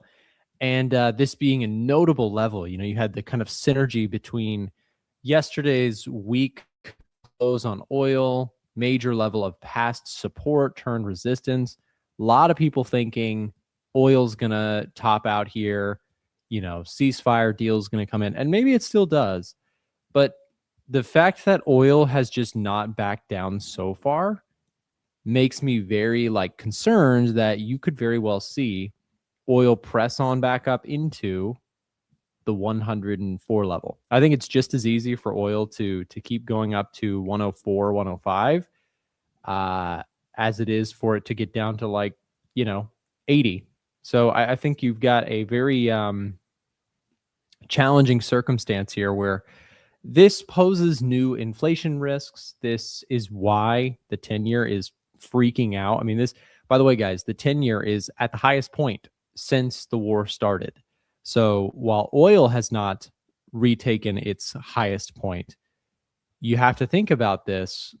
The 10-year yield is continuing to rip higher here. Look at the 2-year yield too. This is the 2-year since the start of the war right here. Boom. Look at that. What is that telling you? That's telling you the Fed went from, I heard Alan say it earlier in his segment, the Fed went from, all right, moderate cuts this year to moderate to even, maybe with a little bit of urgency, hikes this year. And I mean, that's why when we look at precious metals, when we look at gold, that's why we're down 25+% gold this year. Challenging, right? To say the least. If you were somebody who watched gold last year, where we had lower inflation, we had a jobs market that looked like it was softening, and some of those things have kind of changed. So now we look at gold and we say, okay, from here, is gold a buy or sell? Ain't that the question I get 24,000 times per day on my YouTube channel? And it's actually very difficult because, again, I dropped a comment in the session when Alan was going, just saying that $90 oil changes a lot. It really does. It changes the calculus here a little bit because, again, the narrative is pretty straightforward. Higher oil prices, more input costs to everything else, hence inflation higher.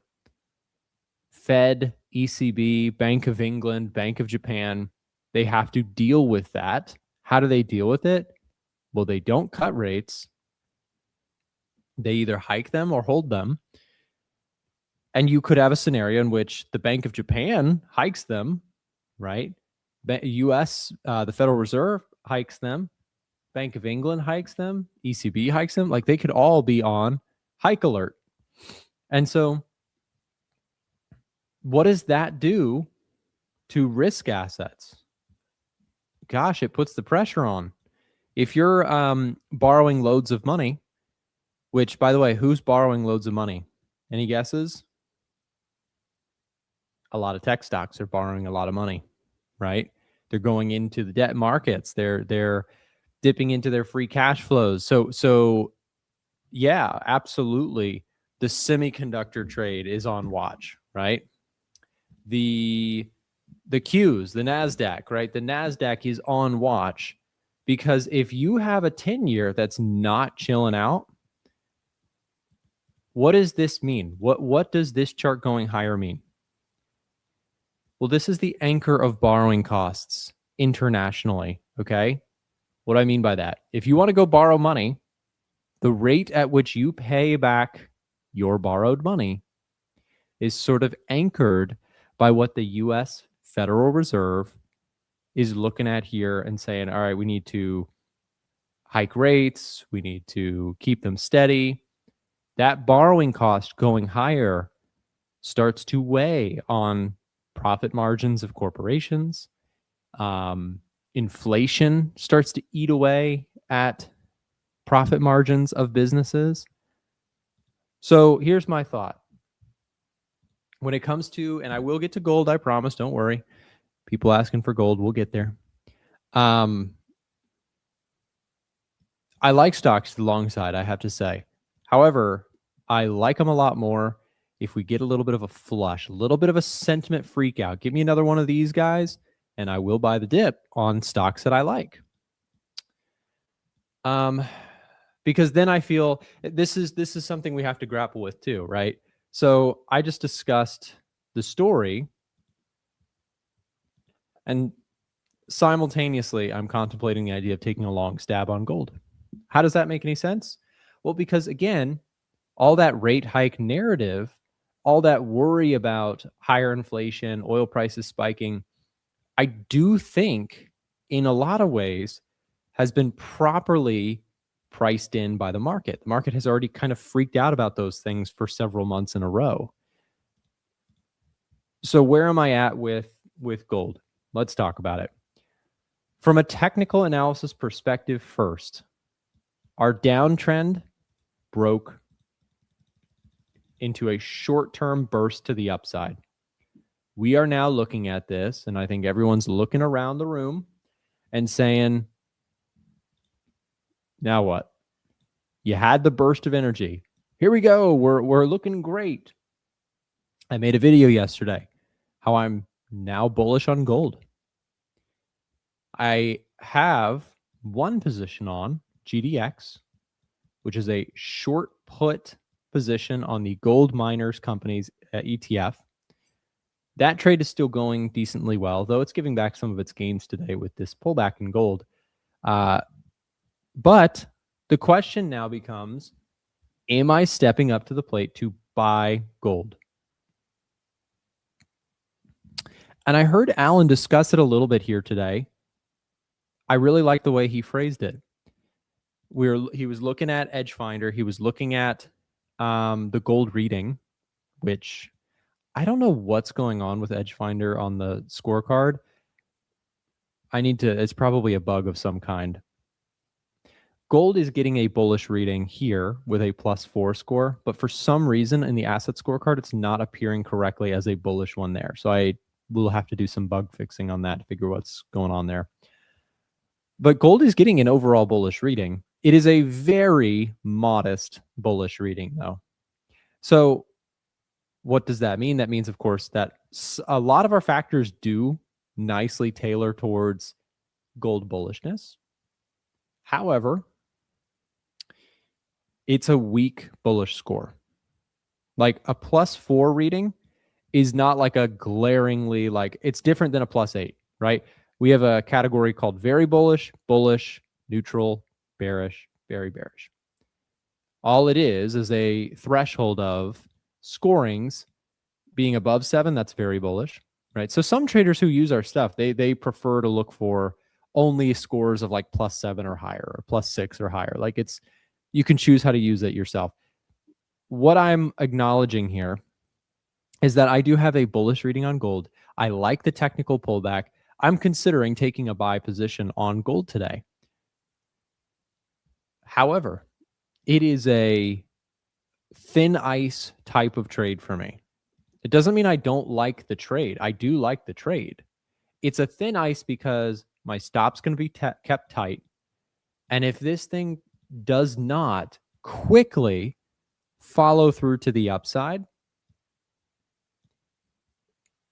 if this thing falters further from here, there is no ego attached to it. There is no hope and pray. that it turns around. There is no, as Alan pointed out well in his commentary just before mine, there's no moving the stop loss, doubling down, none of that. I think I'll probably take a long position on gold. It's probably not going to be a huge trade for me because I don't have massive conviction on it, but I do like the risk reward here. In the sense that we've talked a lot about this 4,200 level. I think we're probably going to go back and retest that, but I don't know that, right? And that's the big thing. We never know with certainty what the price is going to do. We make educated guesses. We manage our risk. That's all we can do as traders. You cannot know with certainty what gold is going to do.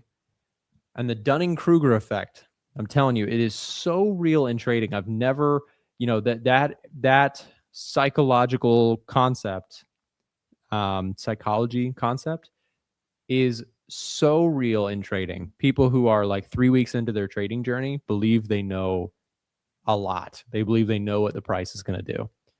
People who are 3 years into their trading journey realize that they do not know what the price is going to do. And people who are 10 years into their trading realize that they don't know, but also realize, every trade is just one more in a binder of trades that they're going to take in their trading career. And why that's important to recognize is that, from my side, I get so many comments per day, about gold's definitely going down, gold's definitely going up. You get people very heated in the comment section. And it's like, I never have that much emotion attached to any of my trades. Not because I'm just like elite and better than everyone else. That's not what I'm saying. I'm just saying that I've done this for so long. I recognize that one trade is one trade. It really is not that serious, bro. Like, whereas a lot of people who are newer to this stuff, the reason that they're so heated, they're so emotional, they're so like invested in gold doing what they think it's going to do or what they know it's going to do in their mind, is because their risk is massive on that position. Right. So people who again, the Dunning-Kruger effect, look it up, please. It's a really good read to understand what we're talking about there. It's the idea that people who are newer to something have this like false confidence that they know a lot about it. When you really peel back the onion layers to learning how to trade, you realize nobody knows with certainty what the price is going to do. Just like the best analogy ever, right? The best analogy ever for trading, in my opinion, is the casino player model, where when you go to play a game of roulette, does the casino know that every single time you spin the roulette table, they're going to win? No. But they know that if you sit there and you bet red or black or green, and you do it long enough, you will lose money and they will make money. That is the mentality you have to have about any one trade. If you want to make money long-term in trading, if you have a strategy that you've back-tested, that you've built thoroughly, you've done your work on it, and you have an edge, that's the mentality. The mentality is, all right, I'm the house. I don't know if I'm going to win this trade, but I know if I keep taking this trade, I'm going to net profit overall. Does that make sense? If that concept is clicking or resonating, give me a 1 in the chat really quick. Just let me know that that makes sense, because I'm telling you, like, I've done this for a very long time. The comments sometimes are just, it's just like it's a circus in there sometimes, because people are so confident they know what gold is going to do. And when somebody is that confident, let me tell you this. One of the first signs I know somebody is not a profitable trader is when they speak in absolutes about their opinions on what is going to happen. If someone tells me gold's going higher, for sure, like if they speak with confidence, unfortunately, the first thought in my head is that person is probably not a profitable trader. Everybody who I know who is profitable would say it in a way that's way more open-minded, who has gotten smacked down and humbled enough times by the market and has actually put in the work to realize backtesting a strategy tells you nothing works all the time. Thank you guys for the ones in the chat. I'm glad that that made sense. So yeah, again, take that with you, because I'm telling you, the second you start thinking in probabilities, what happens? Well, if you're actually acknowledging that you have probabilities, not certainties, you start managing your risk, because you're like, well, I don't know what's going to happen with certainty. So there's no way in HE double hockey sticks that I'm putting half my account on this idea. That's just stupid, right? If you know you don't know, are you going to be an idiot with your risk? Absolutely not. Like, that's like playing Russian roulette for no prize or gain. Like, it's inevitable. What's going to happen, you know? So anyways, yeah, I do like the gold setup. I'm probably going to take a stab at it. Look at this. We got stocks moving lower here. I actually am really happy to see this. I've been sitting on the sidelines for a little while in stocks. I like the idea of some discounts. I was looking at Google while Alan was doing his segment. Google was down pretty sharply. I wanted to show you guys this here this morning. Let's look at Google. So this stuff matters, because if you're somebody who trades NAS, check this out with me. So Google is obviously a massive company within the Nasdaq, so it matters a lot. So they had really overall got an A- here on our earnings summary table. Check this out. So revenue was reported. It beat expectations very nicely. Earnings per share, EPS, much better than expected. Really nice. The Sundar Pichai, I believe that's how you say his name, the Google CEO. He explained or described this last quarter as quote unquote perfect. And it was a solid overall quarter. Couple things to note. The first thing everybody will say is, Charles, you are so on brand with this. That's so absolutely facts. They'll say, I told you so. And if they're wrong, they keep quiet about it. Cheryl, that I'm telling you, you heard my soul today. That is me every single day. Somebody comments on a video, right? Nick, gold's going higher. If gold goes lower the next day, that person, nowhere to be found. If gold goes higher, that person, Nick, I told you, I knew it.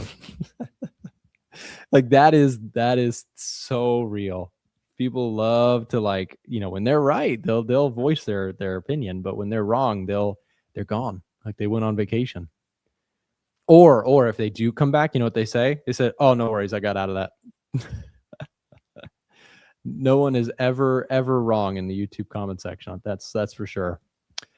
Yeah. So anyways, overall, Google earnings, really good. What people didn't like was you had huge AI CapEx expansion of spending. That's what, as our report here says, muted market enthusiasm. Google's down 5% here this morning. It is my favorite stock, so I am contemplating, like, if Google keeps moving lower, man, I'm probably a happy buyer of Google shares. So I didn't do anything options wise with this one. A lot of times I did do something with ServiceNow.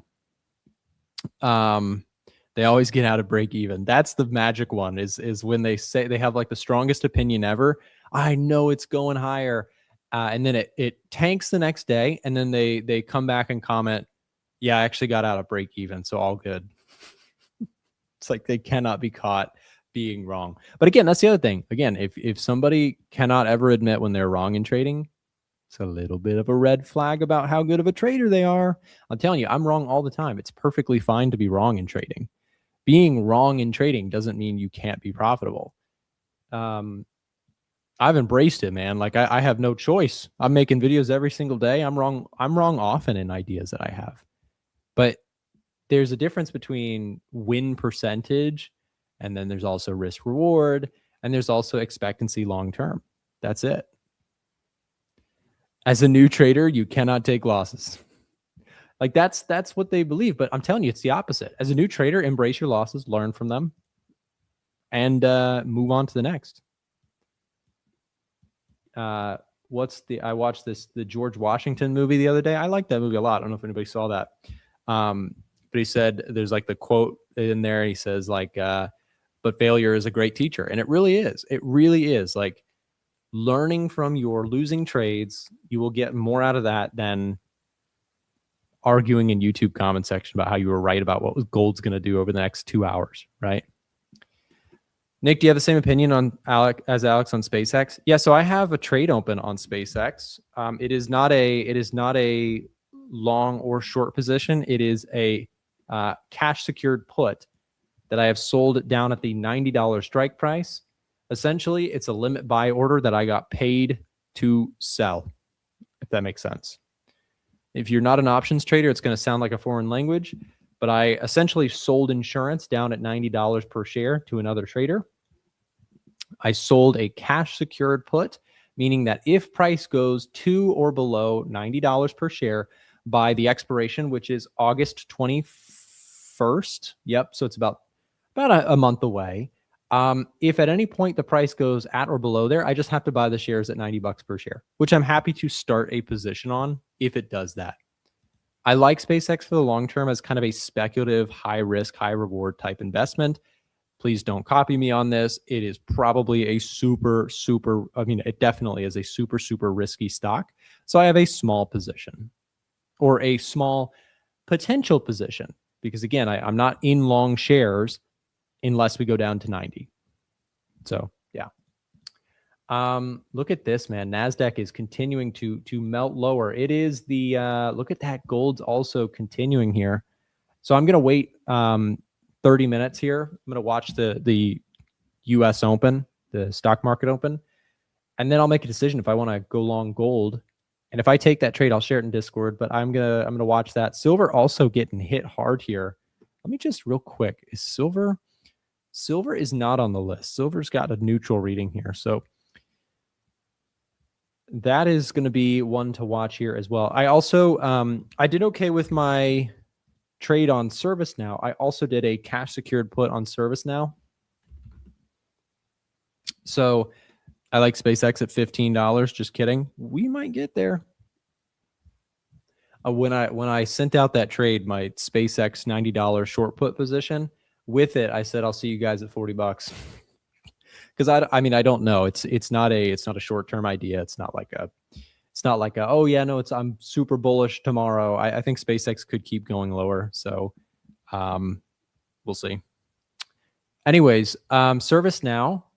So what I did on ServiceNow is I believe I sold the 85. Or did I do 80? Hold on. Pull it up. So here is, by the way, some of the stock market tomfoolery I've been doing. I sold that cash secured put on SpaceX. I collected a $680 credit for selling the $90 puts. Simultaneously, or shortly before that, I also did a cash secured put on ServiceNow. I sold the $80 strike price puts on ServiceNow. Those are looking really good today because obviously the share price on ServiceNow jumped back the other direction. So today I will probably look at that one and actually, I don't know. I may take that one off. I have to see how much of a gain that's sitting on. But today will probably be a good day for those ServiceNow puts because I sold those right pretty close to the end of the day yesterday. So you can see I sold the puts down here. So they were worth a lot more down there. Obviously, when the share price jumps like that, those puts lose a lot of value. And when you're shorting puts, losses in the value of the puts are to your advantage. So we'll see. Nick, when did you start trading shares? Actually, trading shares, trading stocks and trading stocks was where I started in like 2015, 2016. It's been the longest thing I've traded actually, but options I started doing in like 2022. So done options for several years. It's a big chunk of what I do. So, it's options are different. They're very different than simply, long, short, directional trades. Options, when you are on the selling option side of things, you can bet on the price going sideways. You can bet it going modestly higher, modestly lower. extremely higher, extremely lower. Like you can do a lot with options. As the name implies, options kind of is the perfect name for it because it gives you a lot of options. You see what I'm saying? Very, very good jokes here this morning. Dollar, look at dollar, man. Dollar is not quitting. I saw Alan marking up this chart. Nice little continuation of this upward trend here. No joke on the dollar. Dollar looks really strong. I tried getting long pound dollar. That did not work out. I stopped out of that idea, and I don't think. Actually, no, it does still have a bullish reading on Edge Finder. I may step up and take another stab at this. Let me just look at the dollar overall here. Dollar has a +1 score, so it's very neutral overall. British pound +2, nothing crazy there. US oil +2. Oil is like breaking higher here today, which looks really solid for them, or for the oil story. The question is, does that start weighing in on inflation? It probably will. So I'm gonna keep an eye on oil today, because with that breakout back into the 90s, that does put bearish pressure on gold. So like I said, if I take this trade on gold, I'll share it inside of the Discord. I'm looking at it. I'm going to wait for the U.S. stock market to open up, because I trade gold shares. So I'm just going to wait for the U.S. market to open, see where things kind of settle out. But you've got a flush happening right now in gold. Real sharp drop off of these highs. I have no trade on right now other than my GDX short put position, which is again a bit different than just a long short idea, but still a bullish options trade nonetheless. So I am watching gold out the gate here today, see what happens during the New York session. And I mentioned this earlier, if I do take this trade, it is going to be a quick stop out if it's not the right idea. So we'll see. We will see. Guys, in just a second, we're going to have Miko Audu take over the stream, talking trade setups and ideas that he is watching in this market now. Real quick, before we do that, I just wanted to mention that if you guys are interested in getting access to Edge Finder or our VIP group, like I said, we'll be trading probably gold and maybe some oil later today. And I'm going to keep an eye on the stock indices. Those are also interesting to me. If you want to get access to all of the alerts that I'm trading, all the ideas that I'm taking, etc., they all get published inside of our Discord. Like I said, we trade a huge different thing. Like we trade Forex pairs, we trade indices, commodities, stocks, options, and I share all of my updates within the group. So if that's something that you're interested in getting access to, scan the QR code that's right below my camera here. Alternatively, we have the link dropped in the chat to speak directly to our support team. They can get you 40% off either our memberships and or access to Edge Finder as well. So if you're interested in getting our tools, there's your chance to do so at our lowest price of the year for our summer sale discounts going on right now. Up next, we have Miko Audu taking over the stream, talking trade setups today. Stay tuned. He'll be here just after this quick break. If you're looking to get funded and want to save big on prop firms, check out our website, A1Trading.com. On our website, we have a massive catalog of different sponsors and prop firms that are offering really competitive prices to our live stream viewers. On the screen right now, you see a QR code. If you scan that, it'll take you to this page that I'm looking at to scan all the different offers. You can also filter by one-step and two-step accounts. You can also look at futures, Forex and CFD prop firms, and even prop firms offering stocks. You can also select your preferred prop firm challenge size and check out our menu at the top for tons of different prop firm perks and giveaways. For example, every Monday we do a weekly prop firm giveaway that you can sign up and add your name into the hat for free. Additionally, we have prop firm reviews for notable firms, and we even have a side-by-side comparison tool where you can compare two firms head-to-head. Save big and find the right prop firm for you over on our website, www.a1trading.com. Thanks to our various sponsors who make this show possible. Now back to the content. Okay, guys, what is up? Welcome back. Hope everyone is doing good. As always, a bunch of setups to get through. I've got a few markets which I'm interested in. There is a couple markets which I'm trading, so I'll share that with you guys, share the reasoning, what I'm looking at. as well. If there's any particular markets you guys are interested in, feel free to drop it in the chat. More than happy to take a look and see what you guys are looking at. Of course, if there's any particular time frames as well, more than happy to flick through and check out different time frames as well. But as you can see on the screen, I am short Aussie dollar. Just hopped in literally just now, just before I arrived on the stream. And I'm looking at some downside. I'm pretty bullish on the DXY. We can go take a look at that in a moment, but I am short on Aussie. I've been watching this since last week. We've come into some really healthy areas of resistance supply where the market has been struggling for the past week pretty much. And we've had a few attempts to try and break through, notably the high here from last week. We had this high from earlier this week, and again this high from literally today. So it looks like this level is doing a pretty good job at holding. So I'm expecting more downside here. Now, we have been trending lower for actually quite a while, since kind of mid-May. Very consistent lower lows and lower highs. And most importantly, this bullish leg, this bullish move has been very, very corrective. We haven't seen much momentum. It's not necessarily like it looks like strength is coming for the buys, or looks like we're about to reverse. This looks like a retracement. It looks like a pullback. And that's kind of founded the bias for this trade, which is, okay, I'm expecting this to be a pullback. Therefore, I'm expecting more downside. And it looks like we have found that top. This 50 of the fib I've drawn from this low to the high is what I'm using as a midpoint to kind of reference managing the trade, partials, potentially break even as well. But most importantly, I'm basically looking just to target the prior low. So just a continuation of that trend. Now, I've been eyeing up Aussie dollar for a while, and I've been patient for entries, most importantly, because we do have structure on the daily chart, which is a little bit awkward because this is a significant low, which gave us new highs on the daily. So technically speaking, this is an area which, we could see that trend continue on the daily. So I've been trying to gauge price to see if we're going to get that follow through, if price is indeed going to form a higher low and is indeed potentially going to swing back to highs. But the numerous attempts that we're seeing on the lower time frames to continue, the wicks we're seeing on the daily chart, leads me to expect that we're likely to see more downside. So if we can go and hit that first target, fantastic. I'll manage the trade, secure some partials. And then, yeah, maybe roll stops to break even if things look really, really good. I'm also in New Zealand CHF, which is actually not too different from Aussie dollar.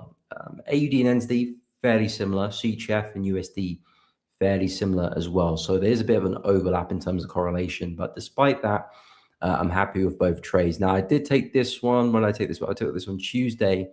A lot of consolidation. Looks like we're starting to push in my favor. So fingers crossed. But you can see where we're trading. And the thought process behind this trade is actually quite simple, which is New Zealand CHF, long-term range on the daily chart, up and down. We haven't really seen any progression for the best part of a year, really.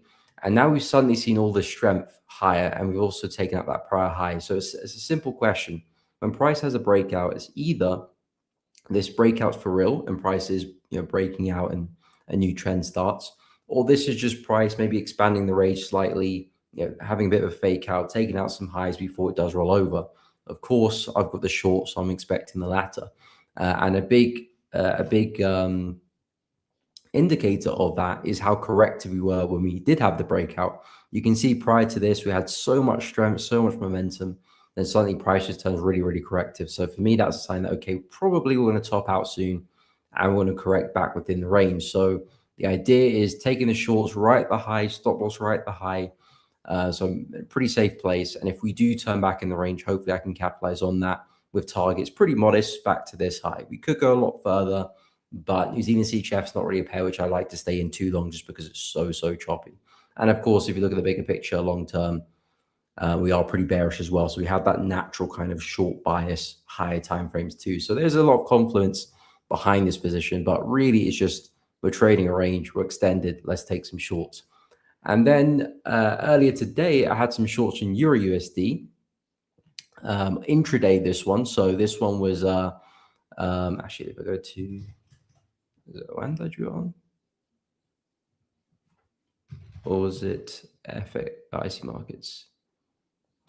Yeah, I see market. So yeah, I had some shorts early this morning on Euro USD. Nice intraday move. Actually played out very, very well. Kind of wished I held on to the trade a little bit more. But yeah, we had some really corrective price action throughout the week. Been taking some shorts throughout the week actually, and then we had this move here, but we didn't really do anything. Price just came back into resistance supply, rejected it pretty well. For me to change my bias intraday, I would want to see price break through that high. That didn't happen. So I got into the short. Momentum really picked up. Of course, USD is looking really strong right now. And it looks like we're about to take out this low here as well. So Euro USD, I do think more downside is looking very likely.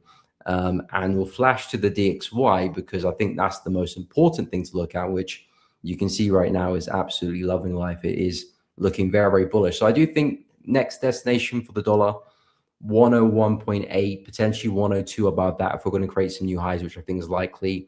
A lot of strength right now. So the game plan is really, really simple. Just wait for some pullbacks. That is an awful drawing. Let's do that again. Wait for some pullbacks and then some continuations. This is more intraday. If we're looking for a little bit higher time frame, I'd say a pullback into this zone looks pretty good. But I like the fact that we're breaking structure here. I mean, that candle still has an hour and 50 minutes to close, but if it does close with some intent, I do think more upside is pretty likely. Let's go through some requests. What's up, guys? Hope you're doing well. Andrea, hope you're good. Tony, what is up? Hope you're well. Also short Aussie, nice. Let's hopefully catch some downside together. Of course, any requests, stick it in the chat. More than happy to take a look. I will go take a look at New Zealand yen. I saw that requested earlier. I'll go through dollar CAD and we can take a look at pound USD as well. So New Zealand yen, not a pair which I've been too focused on, to be honest. I mean, I'm short NZD, so there is some overlap there. But New Zealand yen, the reason why I haven't really been focused is because, yeah, I don't see much opportunity. To be honest, where we're trading is quite interesting. It's kind of similar to the New Zealand CHF chart we just looked at. Yeah, essentially a range-bound market. We haven't traded in any direction, particularly for quite a long time. I know we've been bullish longer term, but since roughly Jan this year, it's been flat. And we're back at resistance now as well, and we're rejecting it pretty well. So I do think there's a bit of downside. Now, I will be careful. It is a yen pair. We are still bullish long term. I wouldn't get carried away. I like the fact that we're just basically failing at high, so it does look like the trend is fatiguing. And I would be looking to short if I was interested in this pair, but I wouldn't be shooting for the moon. If I whip out the Fibonacci low to the high, this midpoint could be quite an attractive place for some profits, because here you're being modest. You're not trying to push the trade too far. You're not trying to look for the home run, push all the way back to the lows, which could happen. But, I wouldn't be surprised if something like this happens as well, and we just continue the longer term trend. So I think as long as we can stay below 95, 95.2, shorts make a lot of sense. Entries is where it gets a little bit tricky. Ideally, you want to be as high as possible, get some stops above the high. Next best will probably be some pullbacks into some lower time frame market structure. If I drop to the hourly chart, this makes a lot of sense. Let me move this out the way. Let's just clean the chart. This makes a lot of sense. A pullback into some structure here. This is where we're seeing some momentum this morning. If we can pull back into that, that would make a lot of sense. I would say if price breaks through this high, then intraday, I would pause that bias. But if we can maintain below that high, shorts make sense. And there is a bit of room to the downside there as well, to that midpoint we just mentioned. But yeah, New Zealand, I would be pretty bearish on this one, but not long term. Yen needs to do a little bit more before I would change that bias. We'll take a look at dollar CAD, then I'll go through pound next. We can take a look at gold as well. So dollar CAD looking bullish. Like we just mentioned, I'm very bullish on the DXY right now. So a pair like dollar CAD is a market which I'll only be interested with the longs. But is it the best USD pair to trade? Not in my opinion. I'm not the biggest fan. Maybe, again, and when I'm saying my opinion, I'm exclusively just talking about the technicals here. I'm not the biggest fan of the technicals, to be frank, with dollar CAD. It's very, very choppy. Where we're positioned doesn't look overly attractive for a buy, really.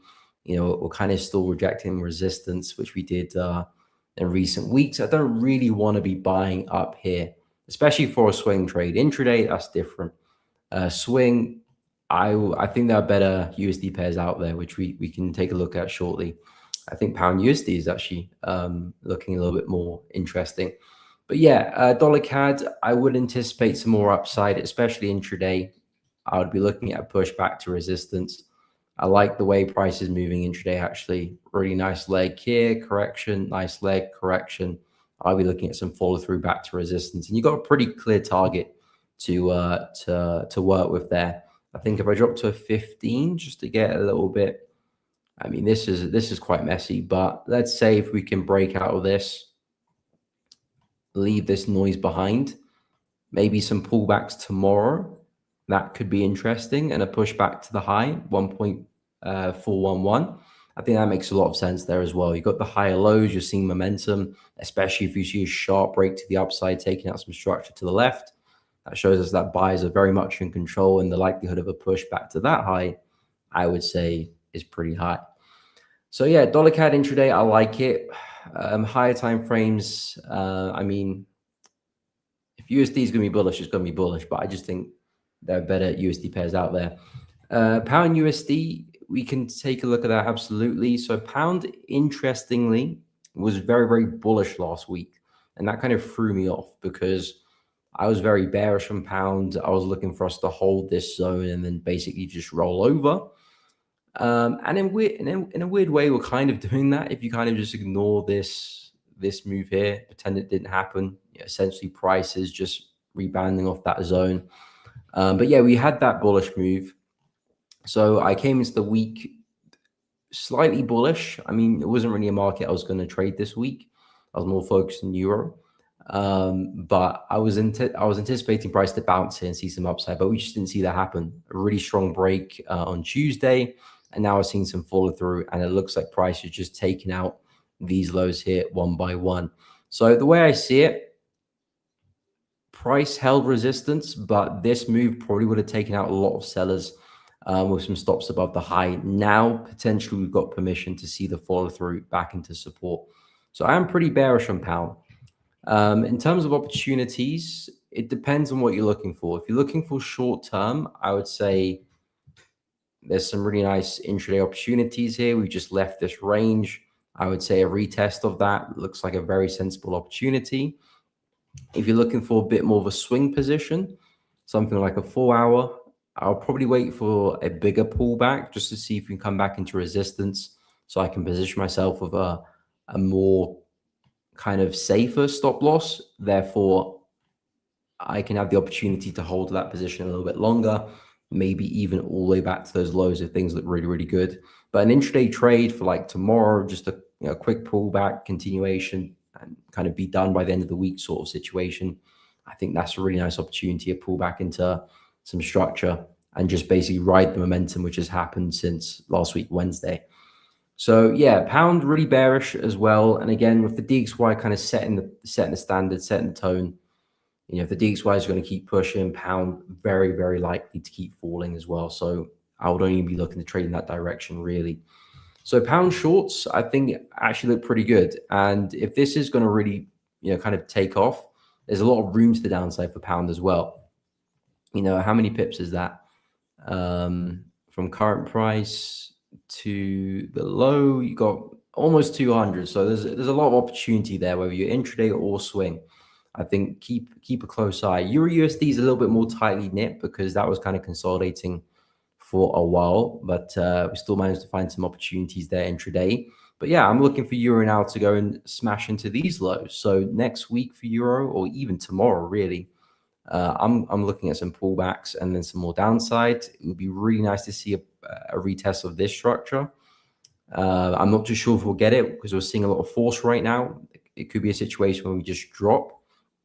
And I say that because we have been in this range for quite a while. And typically when price is in a range for quite a while, normally the breakouts are quite violent and they don't normally pull back that much.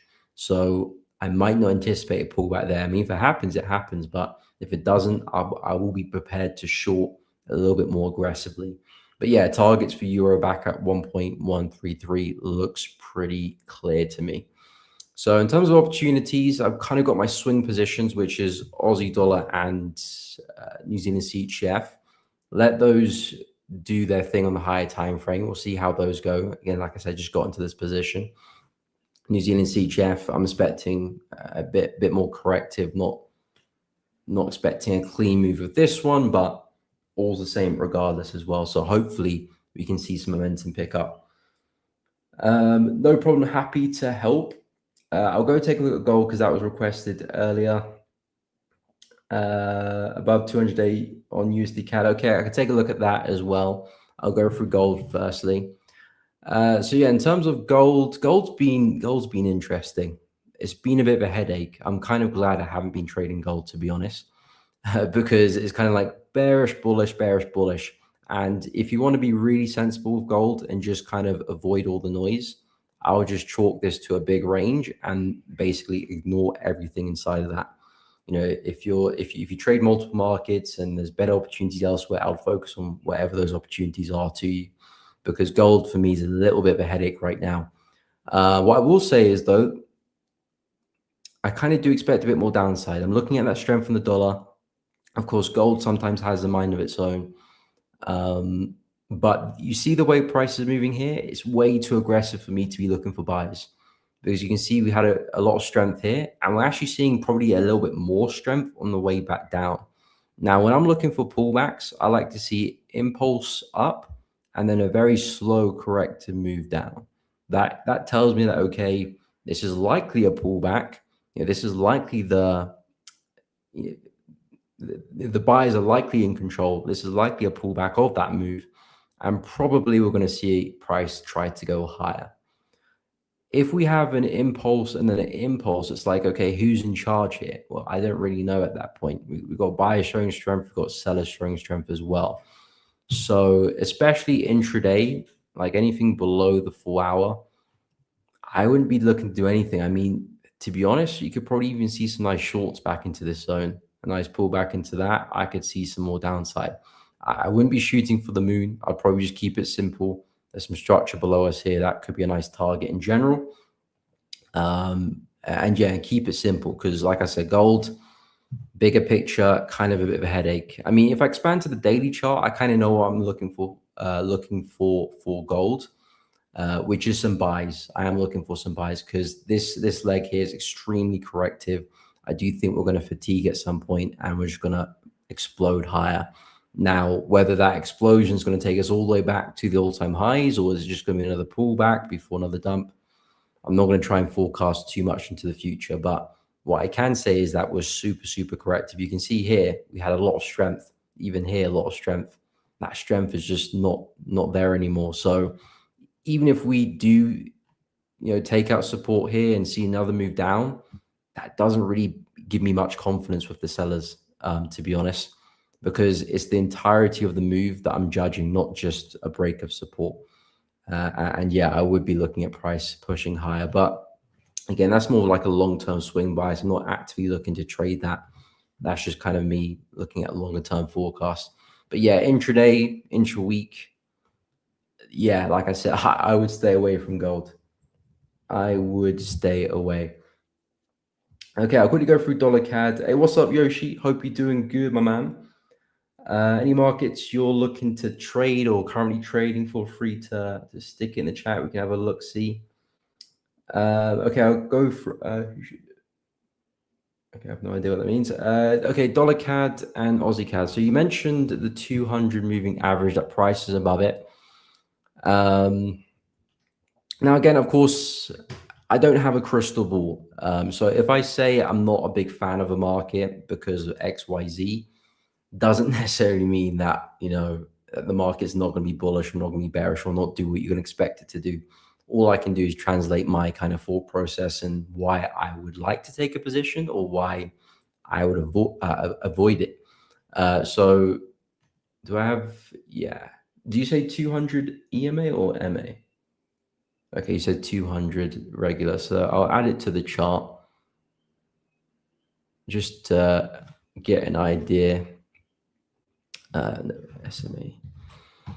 But yeah, I mean, even if the 200 is doing a good job, it doesn't really change much for me. Not because the 200 moving average doesn't provide any value or any information, It absolutely does. It's just the more important aspect of the market is the price and the context. You know, are we trending or are we ranging? If we're trending and the market's like bouncing on a 200, now that's quite significant. Say that the moving average was looking like this and the market structure was, you know, trending higher. Well, if we bounce on the 200, now that's something I'll pay attention to.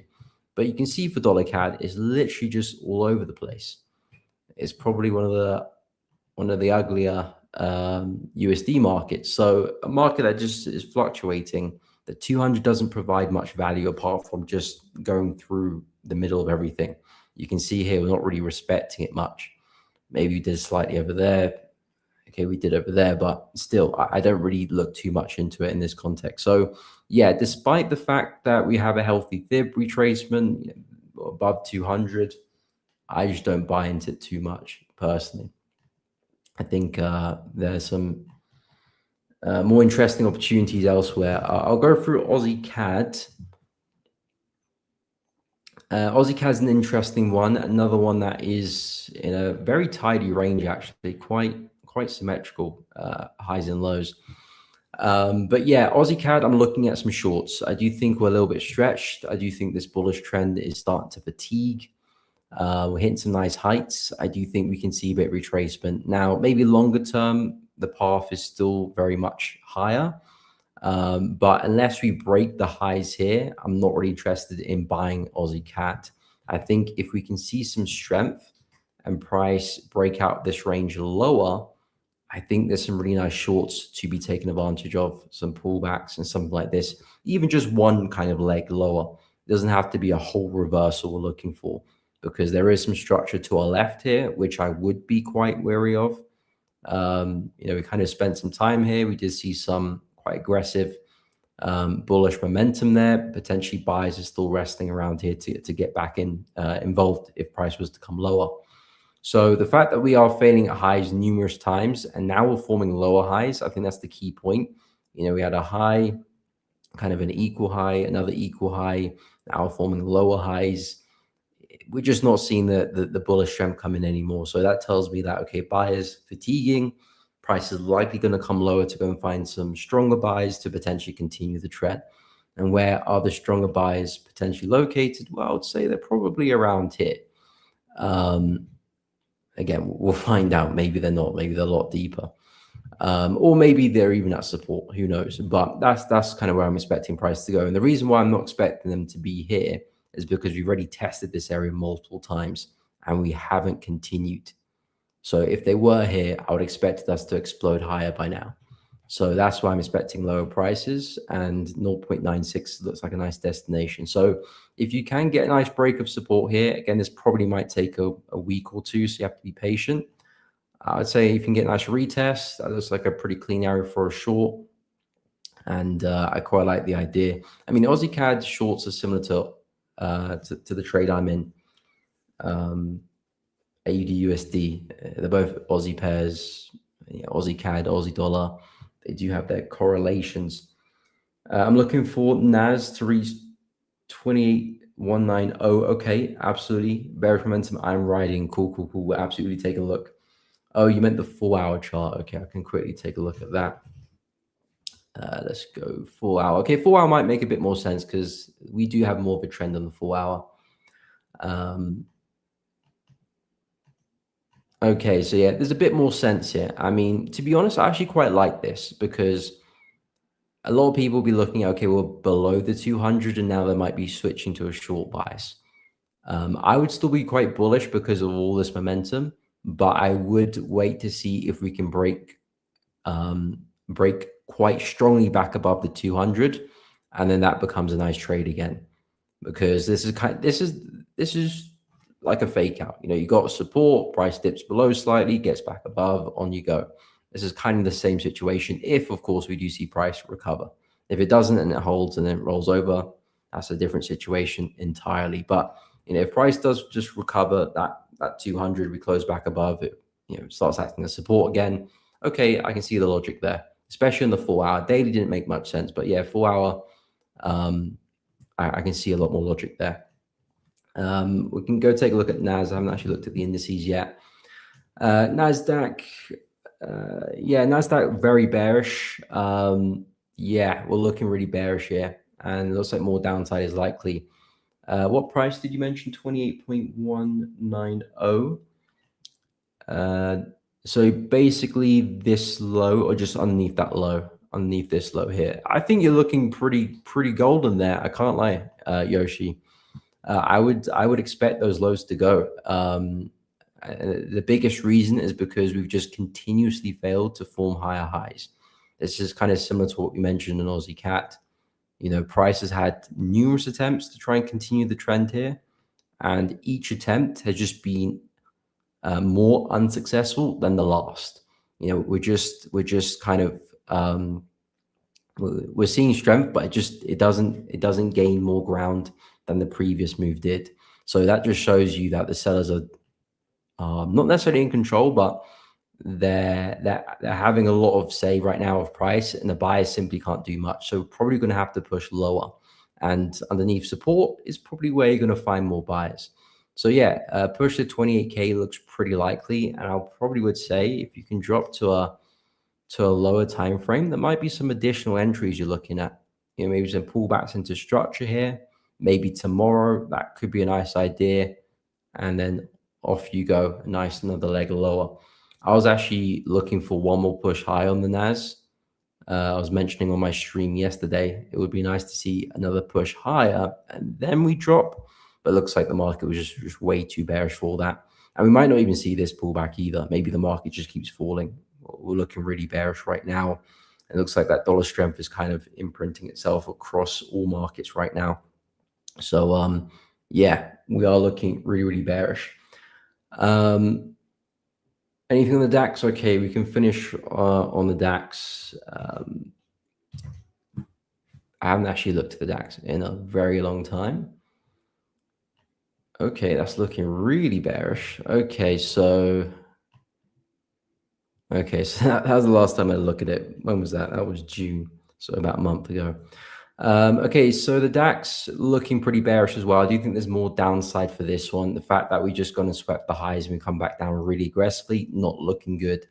I probably would expect us to return back to support here, 24,200. I wouldn't forecast further than that though, because this is still significant support. But yeah, we are looking pretty bearish. I think across the board for a lot of the indices, it's not looking too good. In terms of entries, I'm not too sure. I mean, this is really where it makes sense. I know hindsight, but I would want to be selling at resistance. Selling here as we approach support doesn't make too much sense. So either we can get a break of that and then we talk about some pullbacks, or price comes up for another test again and then we get a short. Those are the only two setups that kind of make sense. Anyway, guys, we have run out of time. I do appreciate each and every one of you listening in. If you have found it useful, feel free to check out my channel. I'm pretty sure Nick and the team have dropped the link to my channel. I do very similar content, but I appreciate you guys having me on. I hope you have enjoyed it. But yeah, guys, take care. Have a good one, and I'll see you all next week. If you're enjoying the stream right now and would like to join us beyond just live streams, consider joining our free-to-join Telegram channel. Inside of our Telegram channel, we're sharing daily market analysis, bonus clips from the live streams and videos, giveaways to our products, prop firms, and brokerages, and much more. So like I said, if you're looking to stay up to date with ideas that we're looking at in markets, even if you can't make it to a live stream, consider joining our Telegram channel down below in the description of this live stream, or being dropped in the live stream chat as we speak. Just click that link, it'll navigate you over to Telegram, click join, and you can come back to the stream. It's totally free to join, and if it's easier for you, you can also just use the QR code that you see on the screen right now. Now back to the live stream.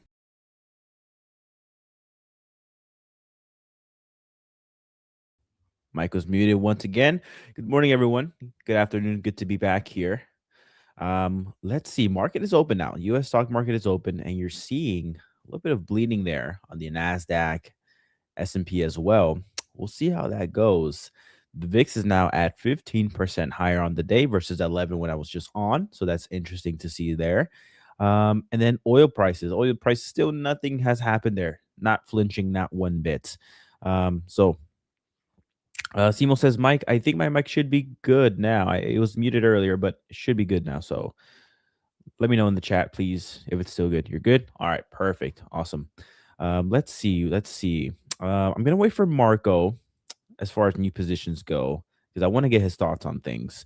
One thing that I listened to today that got my attention and it resonated with me when it comes to the price of gold, right? So like gold has been trending lower. And then a couple days ago, maybe earlier in the week, we were kind of just thinking like, why is gold starting to wake up all of a sudden, right? Like I think Nick said it finally realized that it's a safe haven. I think, my thought process on that was, maybe the market was front running the idea that perhaps the war in the Middle East is going to be resolved somewhat soon. I think also too that I heard earlier this morning is that a lot of the peak pressures, the peak pessimistic stuff, like a lot of it was already priced in pretty effectively.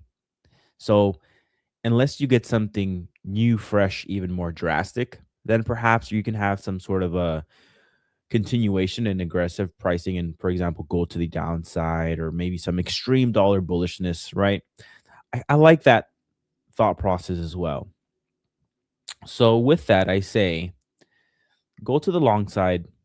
Looks pretty okay. Technical break retest. Edge finder is very bullish. Not very bullish. I'm sorry. I take that back. It's bullish. Bullish reading of 4, which for the people that are somewhat newer, the sensitivity got a little bit increased. So now bullish 4 scores a bullish reading. I meant to say that. 4 scores a bullish reading. Also, 2 net options volume flow. Gold now back in positive territory. It was very, very bearish, now positive. So I'm just curious to see if this actually holds or not, but I like to see that.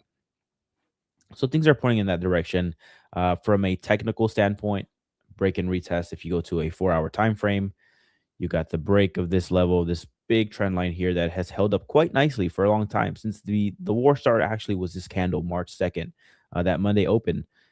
Since then, clean hold right below it, and so look at that break retest to the T. We'll see if it holds. I flip every day, bro. Every day, bro. Like Jake Paul once said in his song in 2016 or 2015, whenever that was. It's every day, bro, that we flip around. Okay. You have to flip around. It makes it fun. And it's also a good way to troll.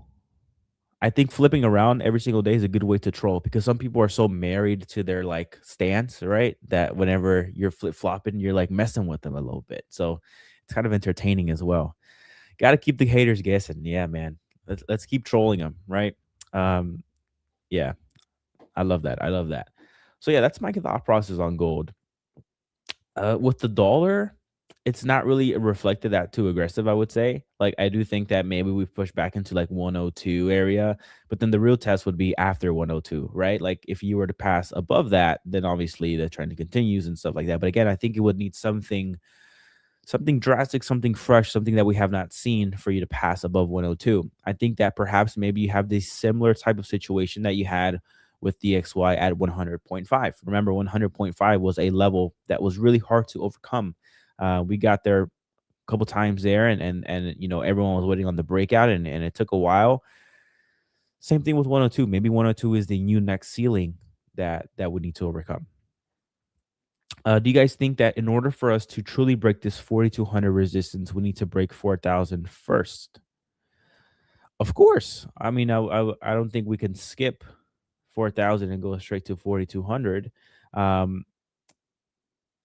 I think you would need to see from a technical perspective this kind of trend line hold or somewhere within this level hold, right? You can look at it 2 ways. I look at it from this trend line from March 2nd to here. You could also look at it from this lens. If you put a fib from here to here, you are at you tapped into the 61.8% retracement level, and now it's just a matter of seeing if buyers really do step in and take it higher. So there's a lot of things, but I do like that the more inflection points technically on a certain level, the kind of easier it is to read, right? So you have this bearish trend line, you have this fib also lining up within this level of trend line here. You can say that you can say that we've also broken this trend line here as well. There's a lot of things you can look at, but I do like this level here specifically, this 4,050, 4,060 area. So if buyers do step in and hold this, I think that it's pretty clear to say that technically speaking, gold is somewhat resilient in the near term. In any professional career, it is imperative to adapt swiftly to evolving circumstances, much like in sports, where one must master both offensive and defensive strategies. Of course, man. Of course, trading is a sport. You know, like if you are playing any sport and you're playing offensively in a certain way, and the defense is just the defense mastered what you're doing, and that's all you're doing, you got to adapt and switch it up a little bit to kind of get around that. So yeah. It's really tough to get married to a certain position in gold. What's up, Tony? How you doing? User for Jesus says, I think it was a false breakout, so we can break 4,000. It's so much support. It's heavily manipulated, but I wanted to trade with the manipulation, not against. We all know gold is worth more. I'm curious to know, like genuine curiosity, the thought process and framework. How would one hypothetically catch or see the manipulation? Like, what does that mean? Because I've seen that a lot. And I don't know. I feel like the manipulation framework on price action, it's not concrete. It's very subjective, similarly to trend lines. Like, for example, this is my trend line. My trend line is this. Someone else's trend line can look totally different. You know, that's kind of me poking holes in that.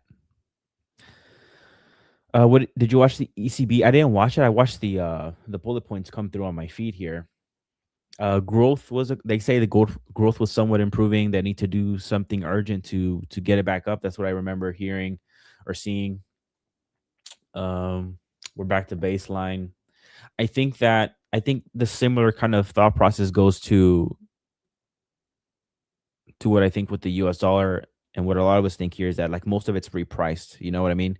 I think for euro and euro dollar, the rate hike is priced in.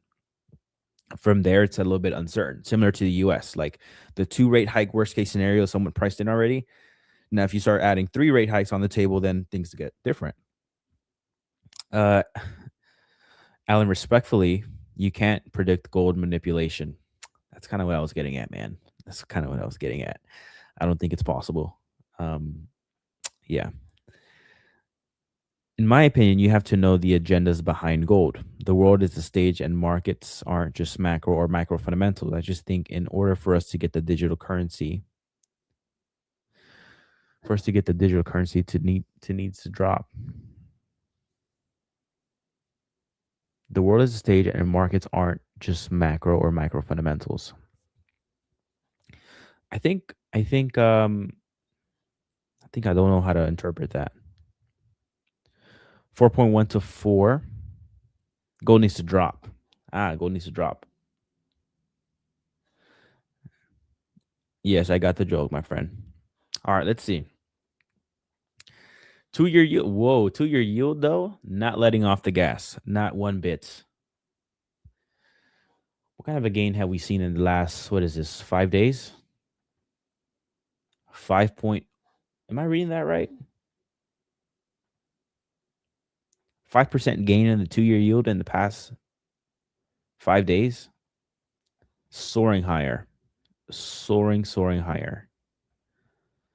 Yet the DXY is not, it's strong today, don't get me wrong, but it's not soaring higher.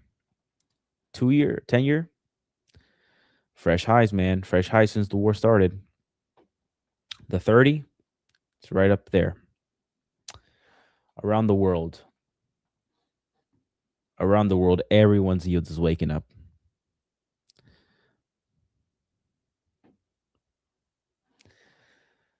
It's kind of simple, though. You know, oil prices higher, yields higher. That's kind of the framework we've been kind of thinking under since the war started. It's crazy.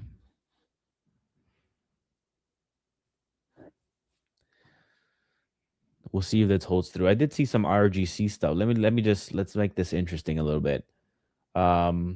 again, these are just headlines, so don't think too much of it, right? They flip-flop back and forth just like everyone on this live stream does. We all flip-flop. So similar situation happening with the US and Iran. They are also flip-flopping. So keep that in mind.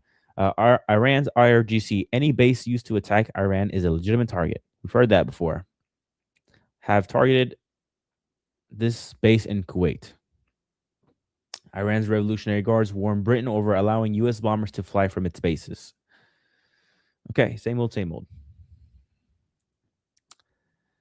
Sell or buy. Do both. You buy and then sell it, and then you'll have a flat position. So do both. That's the best way to go about it. If you don't know, buy it and then sell it. Do both of them, and then you'll be in good hands. 10-year broke out of a trend in 2022 from almost 40 years. Yeah, man, the 10-year is screaming higher.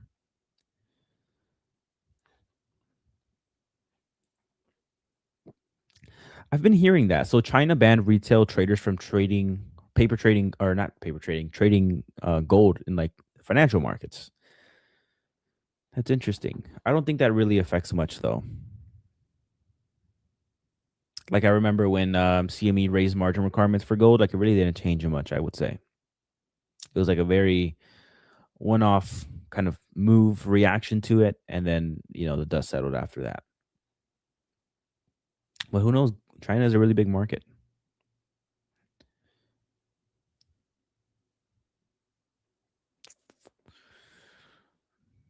Kiwi dollar's really fallen.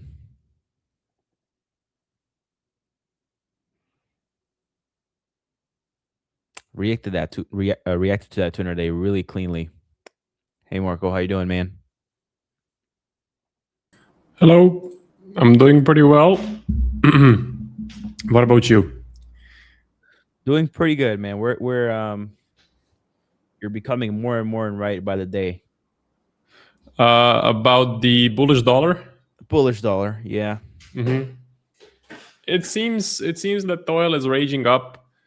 It seems that things are escalating pretty quickly. So makes sense to be bullish on the dollar. My USD CAD position is still break even though. So I'm seeing most of the pairs are reacting.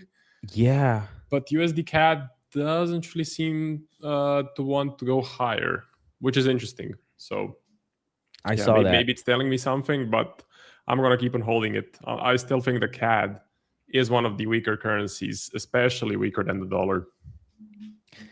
So along with someone else on the Discord, I don't want to leak the alert there, but I also went long gold.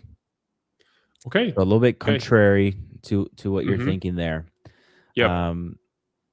I think it's a good risk to find opportunity to take a stab. Bullish reading on Edgefinder. Edgefinder is really, really good at that. I'm not saying it's perfect and that it will never make a mistake, but the Edgefinder is notoriously really good at gold.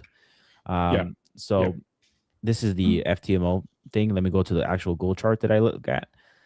Trend line here. We are breaking it, retesting it. You also have the fib right here. So if I put this fib from here to here, we have tested the 61.8% retracement level. So we really need to see some bullish confirmation here from a technical stance. And so that's kind of what I'm looking at. I think this is a really good attempt, I would say. When it comes to what we've seen, like oil prices are higher today, yes. Though, do they get higher than, or do things get worse than what we've already seen? And I feel like we've seen the worst of it, though I'm not here to say that I'm going to predict that and know for certain that things aren't going to escalate further into the Middle East. If that is the case, I am completely wrong. Gold likely continues falling and dollar rips probably past 102. But I do think that from a pricing in standpoint, this is just my speculation that I have, that the worst is priced in, and so anything below that kind of keeps prices capped. I would agree with that. I would say things are not going to go to 120 or above as far as oil goes, but 100, we could very easily hit 100. So as this is another escalation, the markets are trying to find the sort of the fair price. So usually in that process of finding the fair price, it overshoots or undershoots, and then it settles. So I think we initially could go up to 100, maybe even higher, as sort of the market overreacts. And then as the weeks go by, the prices could settle at the bottom of the range at, let's say, 85, something like that. But even that spike to 100 is going to be enough to push inflation up, to push inflation probably back above 4%, maybe even the long term above 5%. So a hawkish Fed, I wouldn't be surprised. I don't think they will hike next week. So we do have the Fed meeting coming up next week. But I think in September, there's a high chance that they actually do a rate hike. And it goes well with what I told you before, that essentially the first move of a new Fed chairman is usually a rate hike. So like I think 6 out of the last 7 new chairman members basically did a hike, and only one of them did a cut. The thinking behind it is, we're going to say to the people, we're serious about inflation, when actually they're never super serious about inflation. Going to 2%, 3% is fine. But they kind of want to set a stance. We're serious. We're going to do an insurance hike at least. And we're just going to show you that, yes, we do hike rates, not just cut. And we will bring inflation below 2%, which, just to repeat, they won't do. I think inflation has been above 2% for 5 years now. And the Fed was looking to cut rates into that high inflation. So 2% is no longer the target. 3% could be the new target, yes. Yeah, makes a lot of sense. You're definitely right on this. Like CME Fed Watch probabilities leaning in that direction. Someone in the chat here saying USD JPY. To add to Marco's point, USD JPY, look at that, man. Like we broke out of this level 2 days ago, 3 days ago. Moving higher, we're about to tap into 164. Very, very close to that. As long as you have this elevated oil price, likely to not, this pair specifically will continue to outshine. I read that Bank of Japan is not looking to hike in their next meeting. They're going to stay put at 1%. So you add that. Oh, really? Yeah. You add that, plus you add the prospect of the Fed hiking on their next meeting. Yeah. That's only going to widen that spread differential. Yeah. You know, so unless something changes in Bank of Japan's tolerance, I mean, their tolerance level was 160. Now we are well above that. Well above. we are 366 pips, 2.67% away from that. So unless something has changed, right? Which that's definitely been the case. I mean, Euro Swiss in 2015, right, where they were defending a certain level and they couldn't anymore, right? And they just removed that floor, and then from there on out, it was a humongous 4,000 pip move. Or 2,000 pip move. You could see the same with the USD JPY. So I don't know. Yeah, I don't know about this one. I would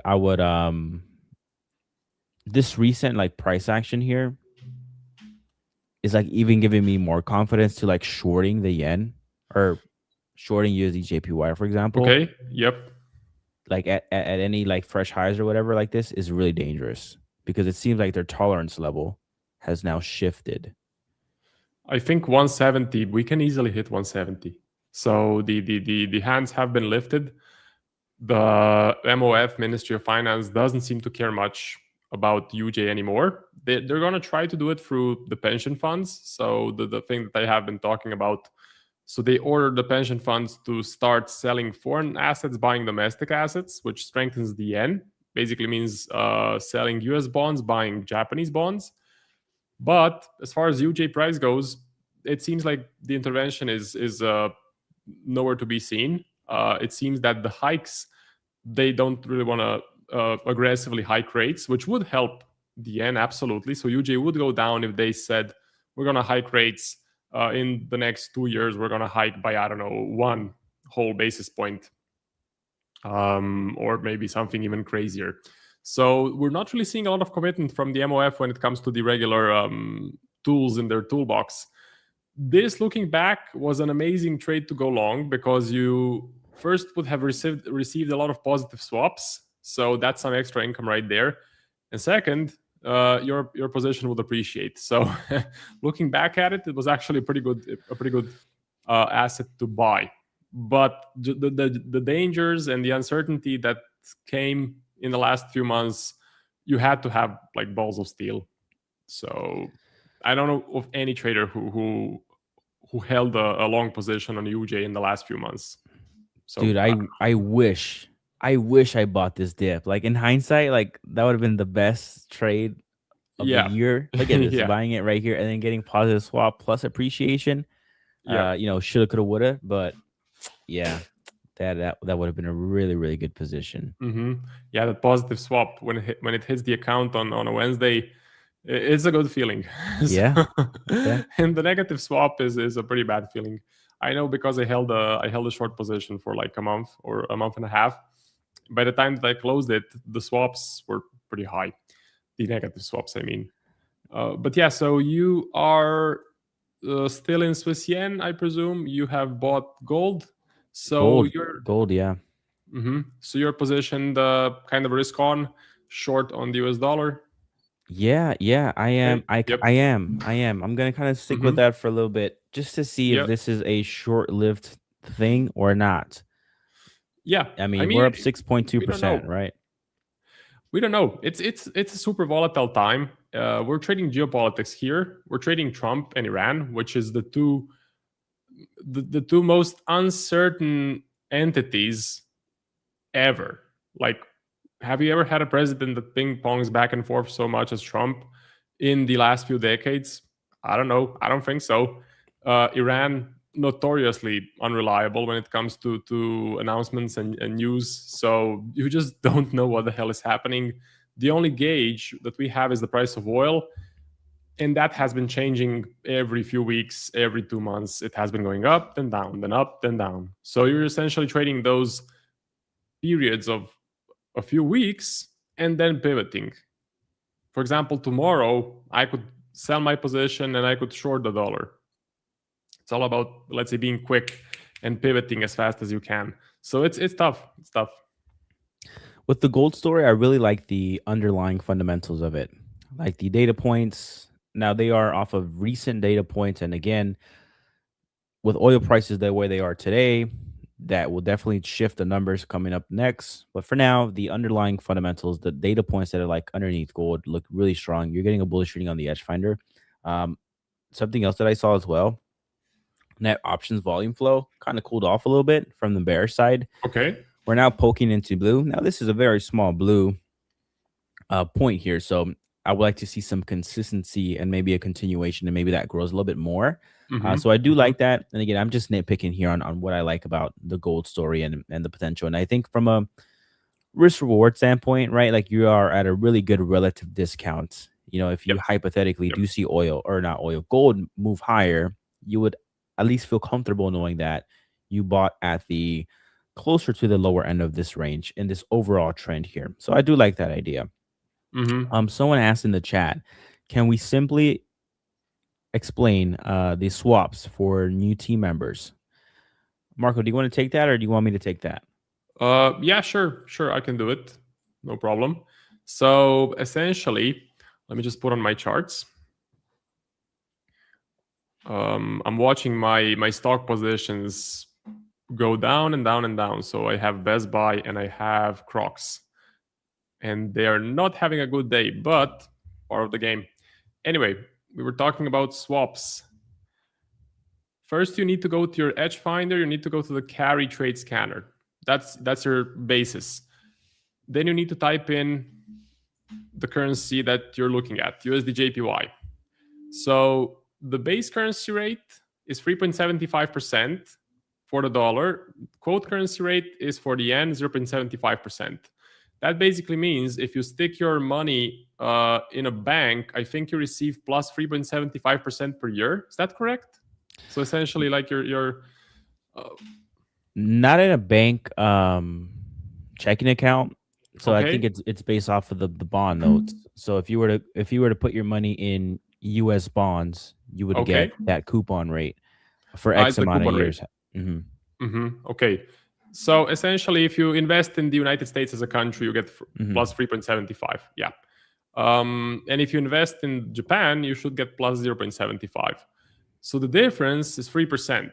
You subtract these two numbers, which means that the number is positive in this case. So the carry direction is a buy. So essentially, you are borrowing the yen and you're buying the dollar. So you're borrowing the less yielding currency, the cheaper currency to borrow, and you're buying the dollar, which is a higher yield currency. So you're actually receiving that income from investing into the United States. So essentially, you are kind of selling Japan as a country, and you're buying US as a country, and you're getting the premium, which is 3% in this scenario. On your broker, you can find all of that in the contract information on your MetaTrader. But basically, brokers slap on an extra fee. Usually that fee is around 1%. So if the divergence is 3%, you'll probably get 2%, depending on your broker, of course. And then if we look at, for example, let's do we have USD-MXN? I don't think we have USD-MXN. We can do euro-dollar. Here, the carry direction is a sell because the euro currency rate is 2.15 and the quote, of course, the dollar is 3.75. So the difference right there is plus 1.6. Carry direction is a sell, which means if you sell euro dollar, you receive this divergence. But if you buy the euro dollar, you need to pay this. Same thing for USD JPY. So if you buy USD JPY, you receive the divergence. But if you sell USD JPY, you have to pay this on a daily basis. So it's 3% per year, but they divide it so that it takes a cut out of your account every single day. And Wednesdays are triple swaps to cover Saturday and Sunday. So essentially, if you don't have to, you don't want to be holding your position short on USD JPY on a Wednesday. I know Max has a technique where if he's short USD JPY or something similar on a Wednesday, he will close the position before the swaps and open it back up after the swaps pass. So then he avoids paying triple swaps on a Wednesday, which is actually a pretty smart idea, a pretty smart way to go. And yeah, that's my explanation. If you want to add something, feel free. But yeah, that's it. No, yeah, spot on. Like you definitely don't want to go like Marco said. All these numbers, fantastic, but you really want to look at this tab here, right? For like I just put JPY here, so it shows everything JPY. You don't want to go against the carry direction on this one because you would have to pay. Unless it's Swiss yen. Yep. Swiss yen gives you a sell, which Marco is taking advantage of that. Absolutely. So that makes sense. But yeah, this is something that, if you plan to hold a trade on for weeks to months, this is a variable that you really have to pay attention to because it could make or break the trade. Let's say you place a trade and you hold it out for 2 months, and at the end of those 2 months, you just come out break even. Okay, cool, break even, right? Most people would say that's a good thing, right? Fine, no loss. However, imagine you were in that trade for that month. You close the trade, you were break even, but then throughout that whole duration of the trade, you had to pay swaps to your broker.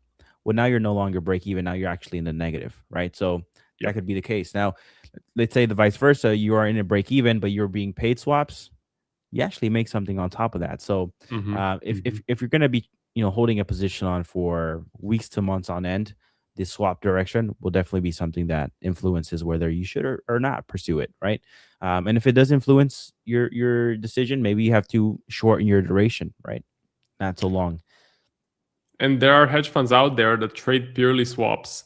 So you have some extremely high yielding currencies like the Mexican peso, like the Brazilian real or real. Essentially, they yield like 6% or maybe even 10% per year. So there are hedge funds out there that also just buy USD JPY. That has been a very, very famous strategy, the carry trade. You just buy USD JPY, you receive positive swaps, and the currency appreciates. Or you, I think, sell USD. So if I put on my chart here, you can sell USD-MXN you receive positive swaps. And look at this chart. It has been going down most of the time. You can sell USD BRL, Brazilian real. This chart as well has been going down, down, down, and down. So essentially, you're getting a double income. You're getting an income from the depreciation of the price, and you're getting an income from the positive swaps. And it's a legit strategy. There's hedge funds playing just the swaps, especially if they have billions and billions of dollars under management. It's much easier to make money through swaps than through short-term trading, where you have issues with liquidity. Yeah, if you have like a couple $1 billion, that's a great way to just park money and just receive that interest payment. You know, it's fantastic. You know, one interesting thing, why does Tether exist, like crypto, USDT or USDC? So essentially those coins, as far as I got from my research, those coins exist so some people hold that amount or receive that amount to keep the USDT coin stable. And what they do is they take that cash and they stick it into, for example, US bonds. So essentially they produce income for themselves by investing the money that is in USDT or USDC. Now, USDT is a bit kind of cryptic, but for USDC, I think there is strict regulations where that money can be invested in. And it's mostly in like government bonds, I think European or the US. So essentially they're making free money just for creating like USDT or USDC currencies. And the idea is that like it's actually backed by US dollars, right? Or by US debt. So I don't know of the exact mechanics behind it. I don't know how the hell they peg it to the price of the dollar. I just know that they get their income by holding the price stable of USDT, and they take all of the capital that they get when people buy USDT, for example, and they stick it into US bonds or something that's considered safe, let's say. I mean, that's been the whole carry trade or arbitrage opportunity has been. I know we talked about this, but for the person there that's curious about learning about it, also been something in Bitcoin. So anything high yielding, right? So like with I'm going to put my chart here on the screen. Anything high yielding. So with Japan, right, you can essentially borrow money for little to no cost, no interest. Now nowadays it's 1%, but when you look at real yields and stuff like that, it's cheap money. Okay, cheap money, to put it simple. And then you can just borrow a bunch of cheap money, right, and lever, because it's leverage. What you're doing is you're borrowing cheap money and park it into higher yielding assets. Bitcoin was a very high yielding speculative asset that it was going to be your ticket to freedom and stuff like that. And so people did that here.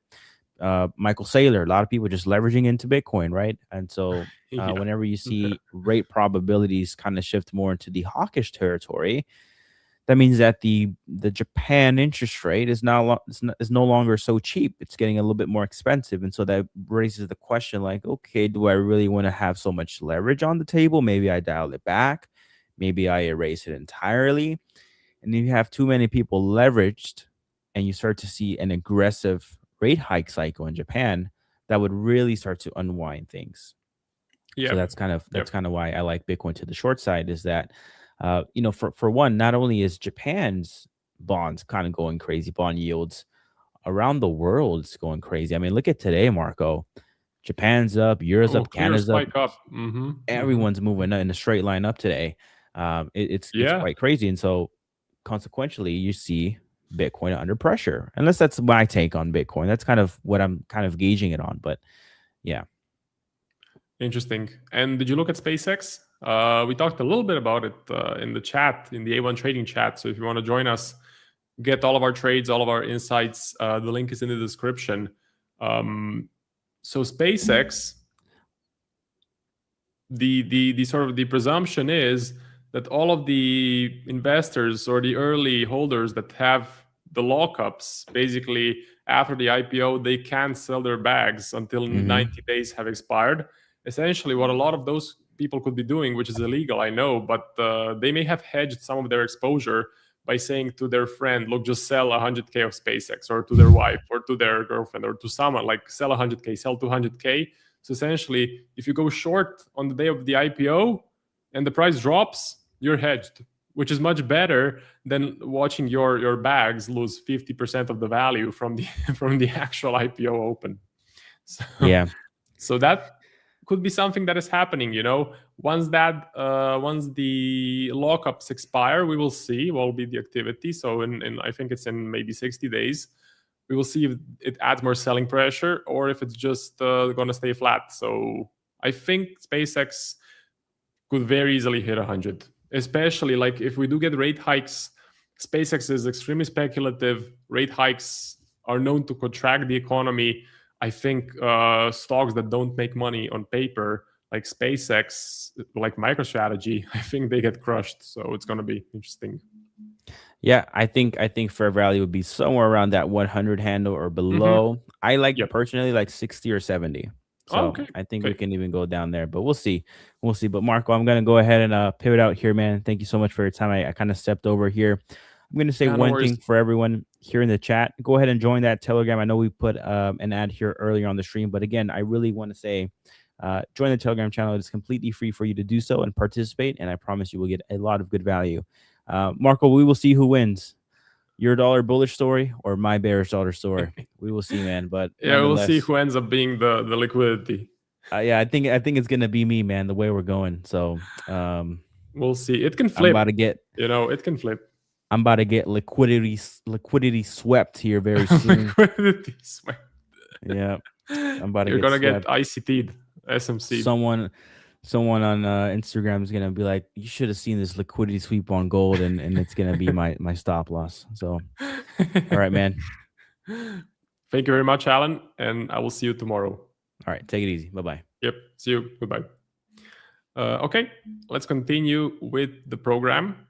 I do want to mention, if you're looking to get funded, we have the sponsor of today's show, which is going to be Ola Prime.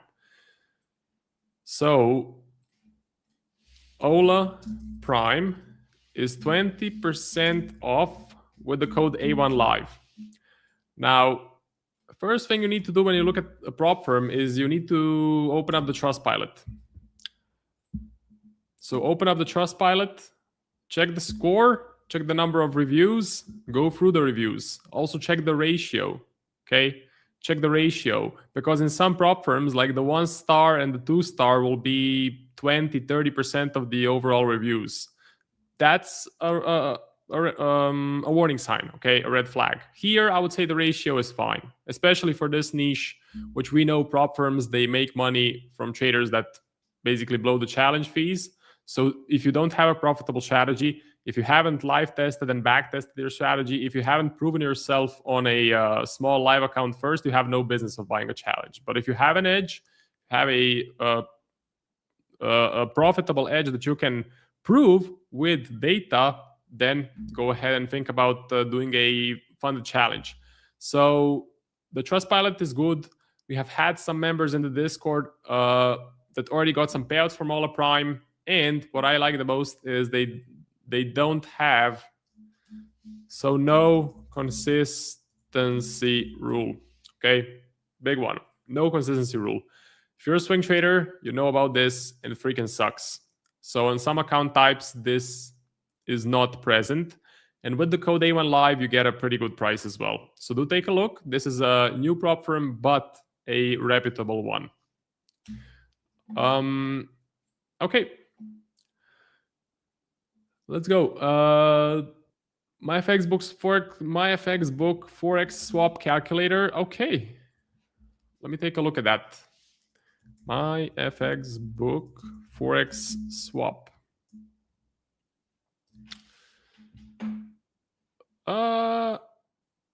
Yeah, this is it. This is it. This is the calculator. So you can use this as well if you want. But again, it's built into your edge finder. So here, you just put in the currency pair and you get it. Unfortunately, I don't have the Mexican peso or the Brazilian real, so I can't show you that, but who's trading that anyways? You know, we're trading the majors here. Okay, I do place a position sometimes on an exotic pair, but it's maybe 1 or 2 trades per year. So very rarely, and it's not about the swaps. In those cases, I'm not really playing for swaps. I'm playing for a fundamental reason to take a position. Maybe the cat gets stronger with the oil prices getting higher. Could be. But if I'm being honest, I think there's a higher chance that the dollar just goes up. So we have seen that happen in March, went up, went down, then went up aggressively, then peaked as the Strait of Hormuz opened. So Strait of Hormuz opened, oil went down, then we peaked on USD CAD. Now it's closed again. Oil prices are raging up. The Fed is going to have to hike rates. So I think we can easily hit these highs. This is my new trade. This was a signal in the A1 Discord. So if you want to join the A1 Discord, the link is in the description. You can use the code Marco to get a nice discount. So if you want to get all of my trades. On the watch list, I have USD CAD and Swiss yen. Swiss yen, I want to sell. So it's doing nothing. It's pretty much doing nothing at the moment. The main bet behind it is that the government has ordered, well, it has told the pension funds, but it was an order because the government controls the pension funds. So the order was this: sell foreign, buy domestic. Sell US bonds, buy Japanese bonds. The effect is that the yen gains value. We had the opposite thing happen in October 2014. See, opposite thing happened. The price went up because the pension funds sold domestic and bought foreign. I'm betting the opposite thing happens. I'm betting this happens. So I want to sell, but I would first like to get a break of the 200 level. We almost broke it. We almost broke it, but we just can't seem to commit. So the 200 level, big psychological mark, would be even better if we just go ahead and melt through this support, but I'll take a sell if we break the 200. So do join the Discord if you want to stay notified. Let me place in an alert here just to know what's happening. Okay, I have to reset my trading view to get alerts because it sometimes bugs out. Swiss yen. So USD CAD and Swiss yen. Rest of the market's not looking so great. S&P is down on the day. Okay, S&P is down on the day. Not looking so good. Gold retracing, Bitcoin dropping down. It's all coming together as a risk-off story, as basically Fed rate hike, and basically dollar goes up, everything else goes down. Those are the market conditions. I'm positioned long DXY, and I'm playing that at least until the end of this month. I don't think we'll get a hike at the end of July, but in September, a hike is very, very likely. So that's about it.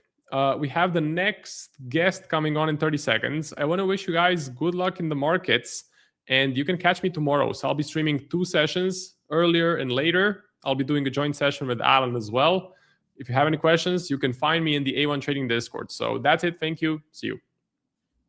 Don't go anywhere, traders. The show will be right back with our next show host. But before we get back to the show, I wanted to mention today's live stream sponsor, Ola Prime. Ola Prime is one of the fastest growing prop firms that I've seen in the space, and they offer a super wide range of different account types. Whether you trade Forex or futures, whether you're a swing trader or you're a day trader, they have multiple different account types, and they have some of the most competitive pricing that I've seen in the industry. And check out this publication from Deloitte, who did an audit during a select period of time on Ola Prime and its payout legitimacy. One of the big things that Ola Prime is well known for is their very fast payouts. They have this posted up all over their website as one of their main reasons that traders like them. From what we've seen, they also have a very strong reputation overall within the trading space, and they are a proud sponsor of our everyday trading stream here. And for a limited time, if you use our promo code that you can see on the screen right now, A1 Trading, you can get 20% off any of their accounts. And using our discount code lowers the barrier to entry, meaning that your challenge costs you less and gets you that much closer to potentially getting a payout someday. Of course, to throw my 2 cents in there, I'm a big fan of not trying to get funded until you feel you are actually ready to do so. So if you feel you have the skills, if you feel that your trading is up to par, and you do your due diligence on Ola Prime to see if it's right for you, then make sure use our promo code to get that extra discount at checkout, and we'll be dropping the link to them down below in the live stream chat. You can also find it in the description, and we'll have a QR code on the screen right now that you can scan if that's easier for you as well. So thank you to Ola Prime for sponsoring today's live stream. Now back to the next show. What's going on, everybody? Happy Thursday. Hope you're doing well out there. Might finally have a cool day here in Kansas. Getting a lot of showers and storms coming through. Pretty nice since it's been 95, 100 degrees lately. So I'm looking forward to cracking my window for the first time in about a week and a half here shortly. But anyway, hope you're doing well. As always, please let me know if you have any specific tickers that you guys are interested in looking at. I see GJ on there, Veloz. We'll see. We'll jump on that for sure. Andrea, you're going pound dollar shorts. Oh, wow. Interesting. I know that's your favorite pair, Andrea. I know it. I just know it. Yeah, we'll take a look at some of those.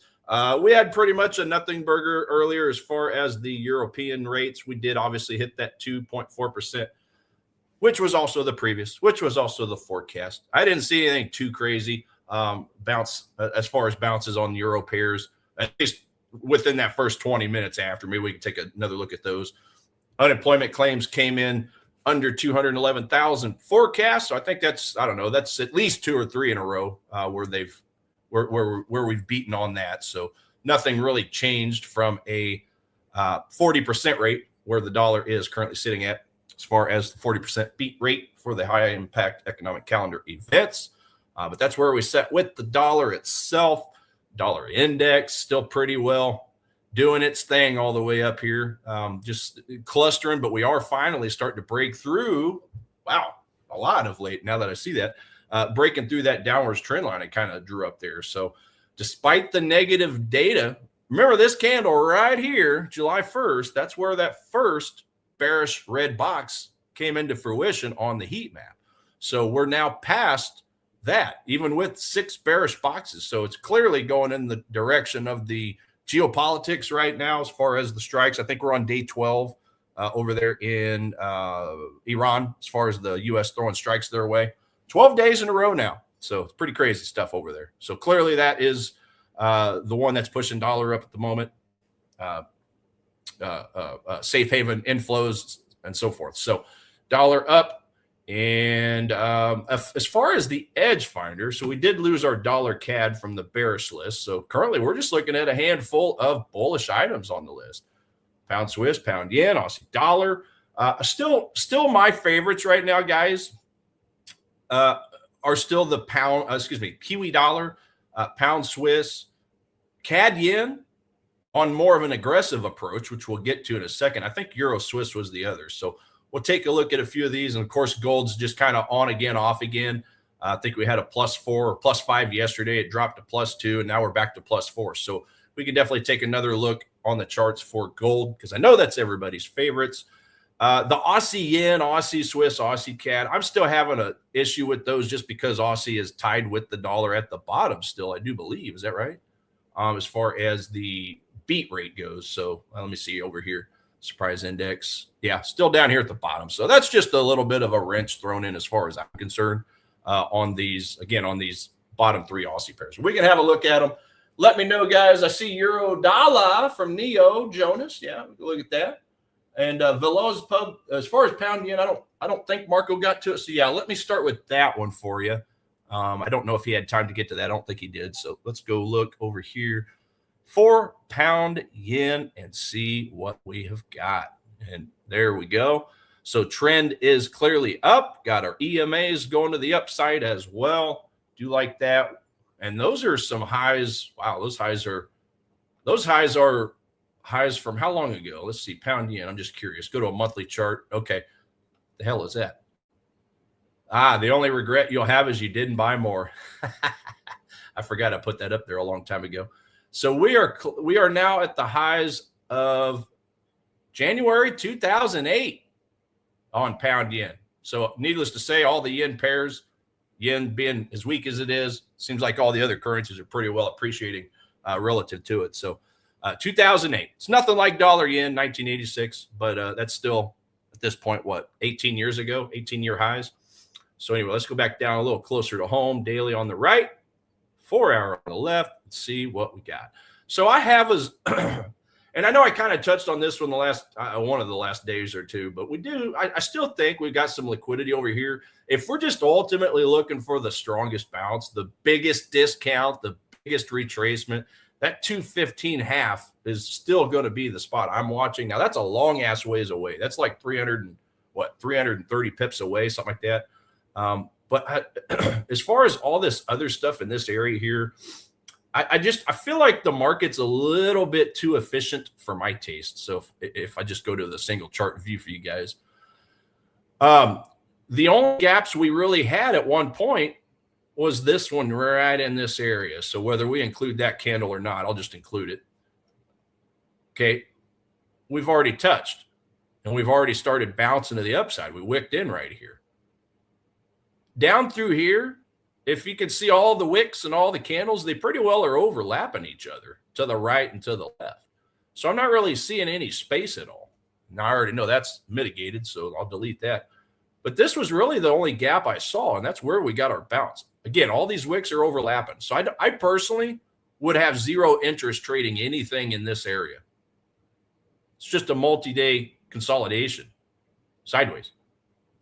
And at one time, it was looking like, and by the way, I drew this alert up down here when price was still in this area because for a little while, it looked like a little bit of a head and shoulders look, did it not?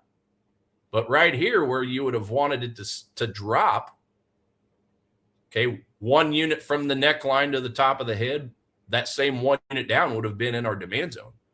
But as you can see, everything just started reversing and pushing up from here. So it pretty much ixnayed the whole head and shoulders idea that I was looking for. But nothing changes as far as the liquidity down here, the unfilled order potential, the demand zones, the daily, the 4-hour confluence.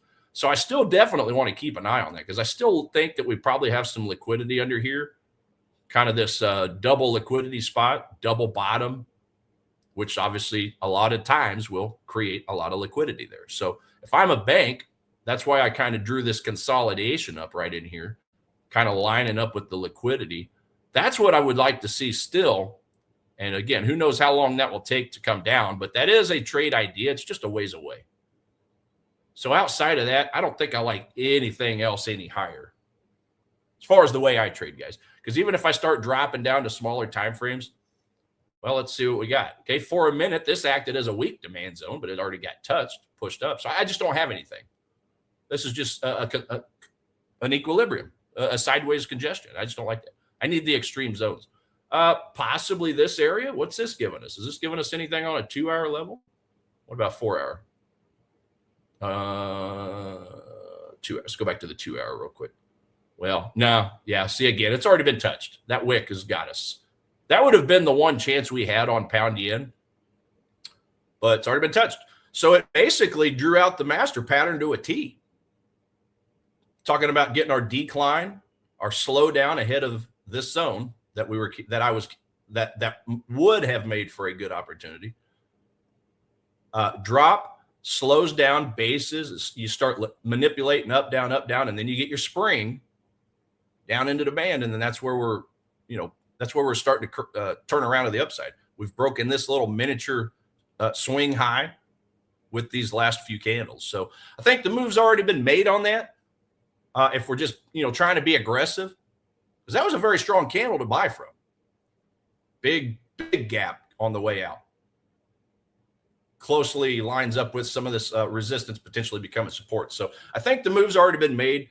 If I were to get excited about pound yen, I would just have to see another decline down to that demand. So that would be the best I could do on pound yen. But we'll see. It's just a long ways away right now. There's not a whole lot I could do about pound yen right now. Pound. Let's see, what else did we have? I saw euro dollar, says Neil. Yeah, let's go look at that. Oh yeah, Munta Camille. Yeah, you're welcome from Ghana. Okay, welcome. Nice to have you guys from all over the world. That's part of the fun part of this job is talking to people from all over the world. It's pretty cool to get ideas and comments from all of you. So keep it up. Euro dollar. So if I had my choice between euro dollar or pound dollar, it's still definitely going to be pound dollar. Pound dollar itself is a +5. Euro dollar looks like it might have fallen off our list. Yep. So euro dollar fell off the list, but we'll still have a look at them.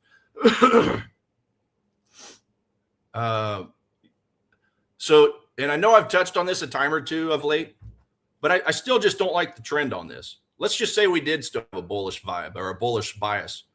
Well, the lower low, lower high sequence is still in effect. And we kind of got this sideways congestion. I normally draw these up with a light blue box, not green.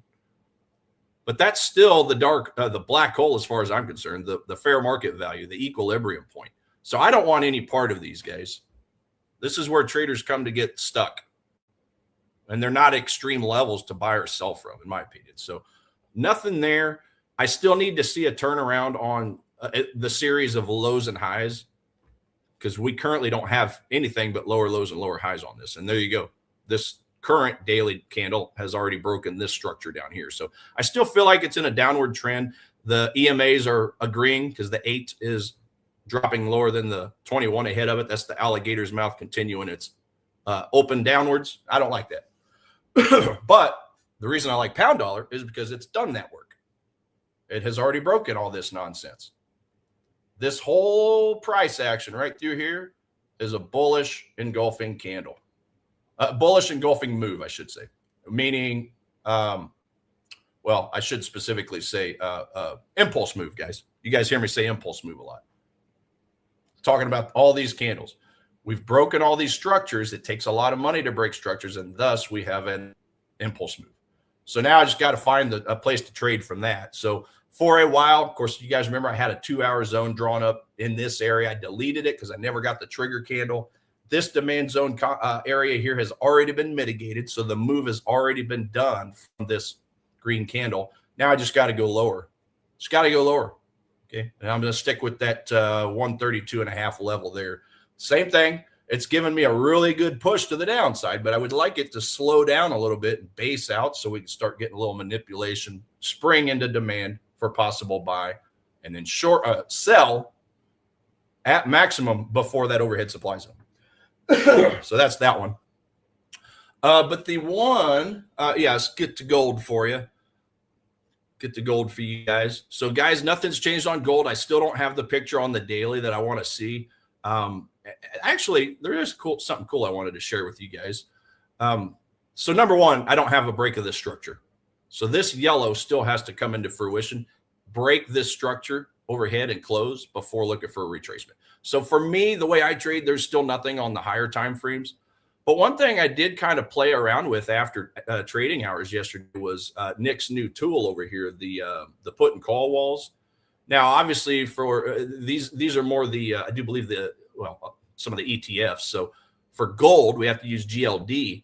And when it came to some of these call levels, the 390, the 400, the 395 level, I just so happened to go match up the equivalents. Of course, if you guys have noticed, he'll pull out the calculator on the GLD ticker and measure from current price to those overhead call levels or the underneath put levels.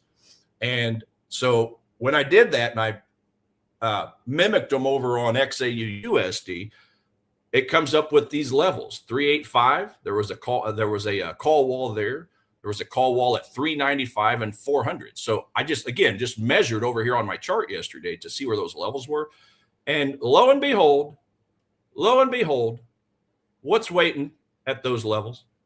What's waiting at those levels that I already had drawn up? Get rid of this. What is waiting at those levels? Well, the 395 level was one of my supply zones that I had drawn up. The 400 level was that 1 hour? I think it was 1 hour. Yeah. The 400 level was a 1 hour supply zone. And then down here at 385, okay, at the 385 level was a 30-minute that I had drawn up right here. So the point of that is, it's nice to see that we can get to the same conclusion based off of a couple different aspects, a couple different ways of looking at the chart. See, I look at supply zones. He obviously built that tool for us to see the call and put walls, and it just so happens they match up beautifully with my supply zone. So I was happy to see that. I was just happy to see that they match up with my supply zones. So that's another. So, it's very similar information. It's just a couple different ways of doing it. So I'm super stoked that he's added this in, because this will add even more confidence for me personally in lining up those levels with my supply zones. So I just thought that was a really cool exercise I'd share with you guys, just to see, the power of zones, but also the power of putting call walls like he's drawn up there. So whether you like the zones, whether you like looking at the walls, it's a really cool tool either way you go. But I think it's going to add even more strength for me personally on my trading style, just by matching up those levels. So really cool to see that. I thought that'd be cool to share. But just to answer your question on gold, the yellow projection line is still what I have to see. I still need to see a break of that supply zone, which also lined up with a former mitigated daily 4-hour supply zone, which also lines up with that 385 call wall on GLD. So if we can break all that, you hear him talking about it in his videos, break and retest. Okay. Well, maybe this former resistance becomes support. Maybe, perhaps, I get a newly created demand zone in this area. Perhaps it goes a little deep. I don't know. No idea yet, right? But this is what I'm waiting for gold. Break and close is step one, and then retrace to a newly created demand zone that's probably not even built yet, step two. That's the way I'm looking at gold. And then obviously, as far as a take profit, perhaps the next overhead call wall, or in this case, supply zone. So really cool correlations there, but that's what I'd be looking at. And then obviously the trade itself would take place somewhere down in this area and take profits right up in this area, just ahead of the 193 psych level. It'd be 192.95. So stay away from the whole number, which is obviously a little higher up. So that's what I'm looking for, but still a little work to be done. If I take a trade down in anywhere in this area on my trading strategy, if I take a trade anywhere down here, I'm breaking my rule by trying to buy in a still intact downtrend. Now, unlike silver, gold actually has pretty much created a little bit of a higher low. It's not very prevalent. It's not very pronounced. But if we go back to that daily real quick, lower lows, lower highs all throughout here, an argument could be made that this right here was a higher low than this low over here. That also had the benefit of bouncing into an old demand zone. So let's keep that in mind. So higher low, now I just need the other half of the picture. I need a higher high. Higher high, higher low, and then I'll feel more confident about waiting for a retracement. And then I can start looking at the put levels, the put walls at the bottom end. Okay, the put walls over here on the red side. So that's kind of my look on gold, but silver's not even giving me that, because silver is still giving me lower lows. Right? So definitely, if you hold a gun to my head and said buy gold or silver, it would definitely be gold right now. But I just need to see a little bit more work done for gold. So hope that helps, guys. Definitely, if you have Edge Finder, check that out. The put and call walls, line it up with whether you look at supply and demand zones like I do, or whether you look at support resistance lines. It's a very, very powerful tool. Very powerful. I freaking love it. What else we got over here? See, I got euro dollar already. Dixie pullback. Dollar yen is breaking. Yeah, dollar yen. How high into 1985 levels are we going, guys? Go over here to dollar yen. I don't think I've looked at it. We obviously broke through that pennant or triangle or whatever you want to call it. This happens a lot. You get those big pushes out. Oftentimes you'll get a retracement. In this case, the retracement looks like it came down to some form of resistance, became support, pushed to the upside. I still believe we are getting a little bit of too neutral of a rating over here on dollar yen. So let's go take a quick look at that. Yeah, zeros. So obviously the technicals are looking good. Got a little bit of love from the smart money, dumb money relationship. And then the data is obviously favoring the yen more than the dollar. The dollar data is still just looking, not so good. I mean, let's go back over here for a minute to the U.S. data. So remember, 40% for the dollar, but if we go to the yen, it's still giving us, I do believe, 83%. So the yen data, even though it's getting completely smashed right now on dollar yen. The data's looking great. But the inflows for the war, for the bombings and such, the safe haven flows are still favoring the dollar. It's outdoing the economic data right now. It's outdoing the fundamental data, fundamental analysis, right? Step one in our trading style. So it's all about the geopolitics, I think, right now on the dollar, not to mention yields and things of that nature are flying high. Oil's flying high. It's just a mess out there. So if we're buying at some stupid highs. I need retracements on this. Even if I had a bullish score on the edge finder, I still have to wait for some type of retracement. And I'll be honest with you, I don't really like a whole lot of any of these demand zones down here. There's not really a ton of volume on this one here. If I'm looking at the VSA at the very bottom, this one here, it looks a little better. I mean, obviously there's no denying those are explosive green candles. You do have a yellow candle on this one here as far as the VSA. So I don't know. Perhaps we could look at this as a little bit of a demand right here if we had a bullish vibe on edge finder. But even with that, I don't know. It just feels like it's too expensive, guys. Feels like it's too high up. The yen did a little bit, I think, of intervention yesterday morning early, but it hasn't stuck, has it? That was this candle right here. Yeah, this Wednesday candle, I think it was. So that would have been right here. Intervention on this one, right? Let's go down to a 15. Big ugly red candle. Big red candle on the VSA. Go even further. 5-minute chart. Look at that VSA candle. You want to tell me that's a bunch of retail traders getting together? Not likely. Not likely, ladies and gents. That's the Bank of Japan trying to screw with us a little bit. And they dropped price, what, 40 pips? Only for it to get sucked up. So yet again, an intervention has gone awry. Yet again, an intervention has gotten retraced, and the prevailing trend is continuing. So poor Bank of Japan. I wonder how many people are getting fired there. Be interesting to find out. So yeah, nothing. There's just nothing, guys. We got the Bank of Japan fighting the geopolitics, as far as I'm concerned. I've got no interest in it. Let's go back over here to the edge finder, because I did want to touch before I get out of here. I was looking at CAD yen, and I do believe it was either pound Swiss or Euro Swiss. Let me go look at those two real quick. Okay, it was Euro Swiss. So on Euro Swiss, here's what I've seen on Euro Swiss.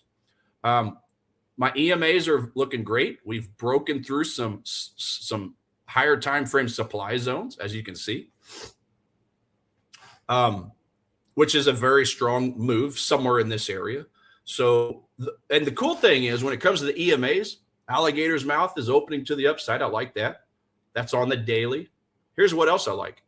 It's opening on the weekly. Here's what else I like. Weekly, daily, and even the 4-hour. So this tells me I can go down to some smaller time frames if I'm trying to be a little bit aggressive over here. Euro Swiss is giving us, what did I just say it was? +5. So not the strongest of bullish scores, but it is bullish nevertheless. So what I kind of took from all that, if I go back over here to a single chart view, is the fact that got a little bit of a demand zone waiting right here. Now, I drew this up in all fairness when price was still up above this area. As you can tell on a 4-hour chart, we didn't close, did we? So that's just a little bit of a red flag on this potential play, coming down to demand for possible buy, which was the original idea. And let's see, let's get my moving average up real quick. Oh, wrong one. I got a couple different moving averages. There we go. That's what I meant to put up. So 200. So 50 is above the 200. I like that. But I just need the 200 to come a little higher. So, yeah, at the end of the day, this one may not be the prettiest because we didn't get that close. I mean, we did on a 1-hour chart, but you can see all the sellers stepping in up here. Gave us a big, ugly wick to the downside. At this point, price returning to the zone might be coming in too hot and heavy for my taste. Because remember, what do I want to see?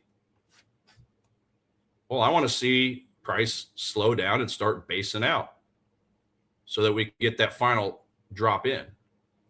If it continues its trajectory and just comes down, it's probably going to be too hot and heavy for it. It might just pierce all the way through it. So I'll probably avoid it. If this thing finally starts to base out a little bit, then that might be a possible play. But I'll need to see a liquidity push to the top, and then a liquidity push to the bottom, and then bounce in, kind of spring in. Again, that's the final piece to Wyckoff. When you have a downtrend, then you have your selling climax and all that other nonsense. Okay, I wouldn't advise worrying about that. There's so many steps when it comes to Wyckoff and how to understand accumulation distribution. We can actually simplify it a little bit just by looking for a basing structure, push up, push down for possible buys. So anyway, that's as basic and elementary as I can put it, but that's what I want to see on Euro Swiss. And then lastly is CAD Yen. I know I'm already almost out of time here. CAD Yen was also giving us a +6. So this was giving me a very similar picture over here. Again, if I go to the daily, the EMAs are up. We broke through a recent 4-hour supply. We have not yet touched this daily supply overhead. There's a lot to keep track of at times, guys. As far as overhead resistance, underneath resistance. Okay. So far, we have not yet touched the resistance, the overhead supply. And then we have a smaller time frame a little higher up. So far we're still good. So long as we don't touch that, I see the same thing that we just saw on the previous asset. EMAs are pointed up on the daily, on the weekly, on the 4-hour, looking really sexy on the 4-hour. So that tells me I can drop down a little bit. Okay, let's go over here to the execution time frame. 4-hour chart. 2-hour chart is where I have my demand zone, which also coincides with a former supply. A resistance potentially becomes support. So I'm going to keep my eyes on this one as well. Again, it's a little higher up on the scale, on the curve. But I just absolutely like how the weekly, the daily, and the 4-hour all had my EMA pointed upwards. I usually just pay attention to it on the daily, but now I'm seeing all three. That's pretty strong on higher time frames and on some of the lower time frames. So this is another one I'm going to keep my eyes on, guys. That was a 2-hour. And let's see here.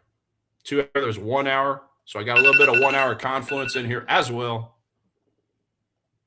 Yeah, I got to admit, now that I look a little deeper, the 30 and the 15 may not be the prettiest because, you know, think about it. On the 30-minute, we had a push out, and then we had a what did this wick possibly do? This wick might have just thrown us out. Damn it! I didn't see that. I didn't go that far down.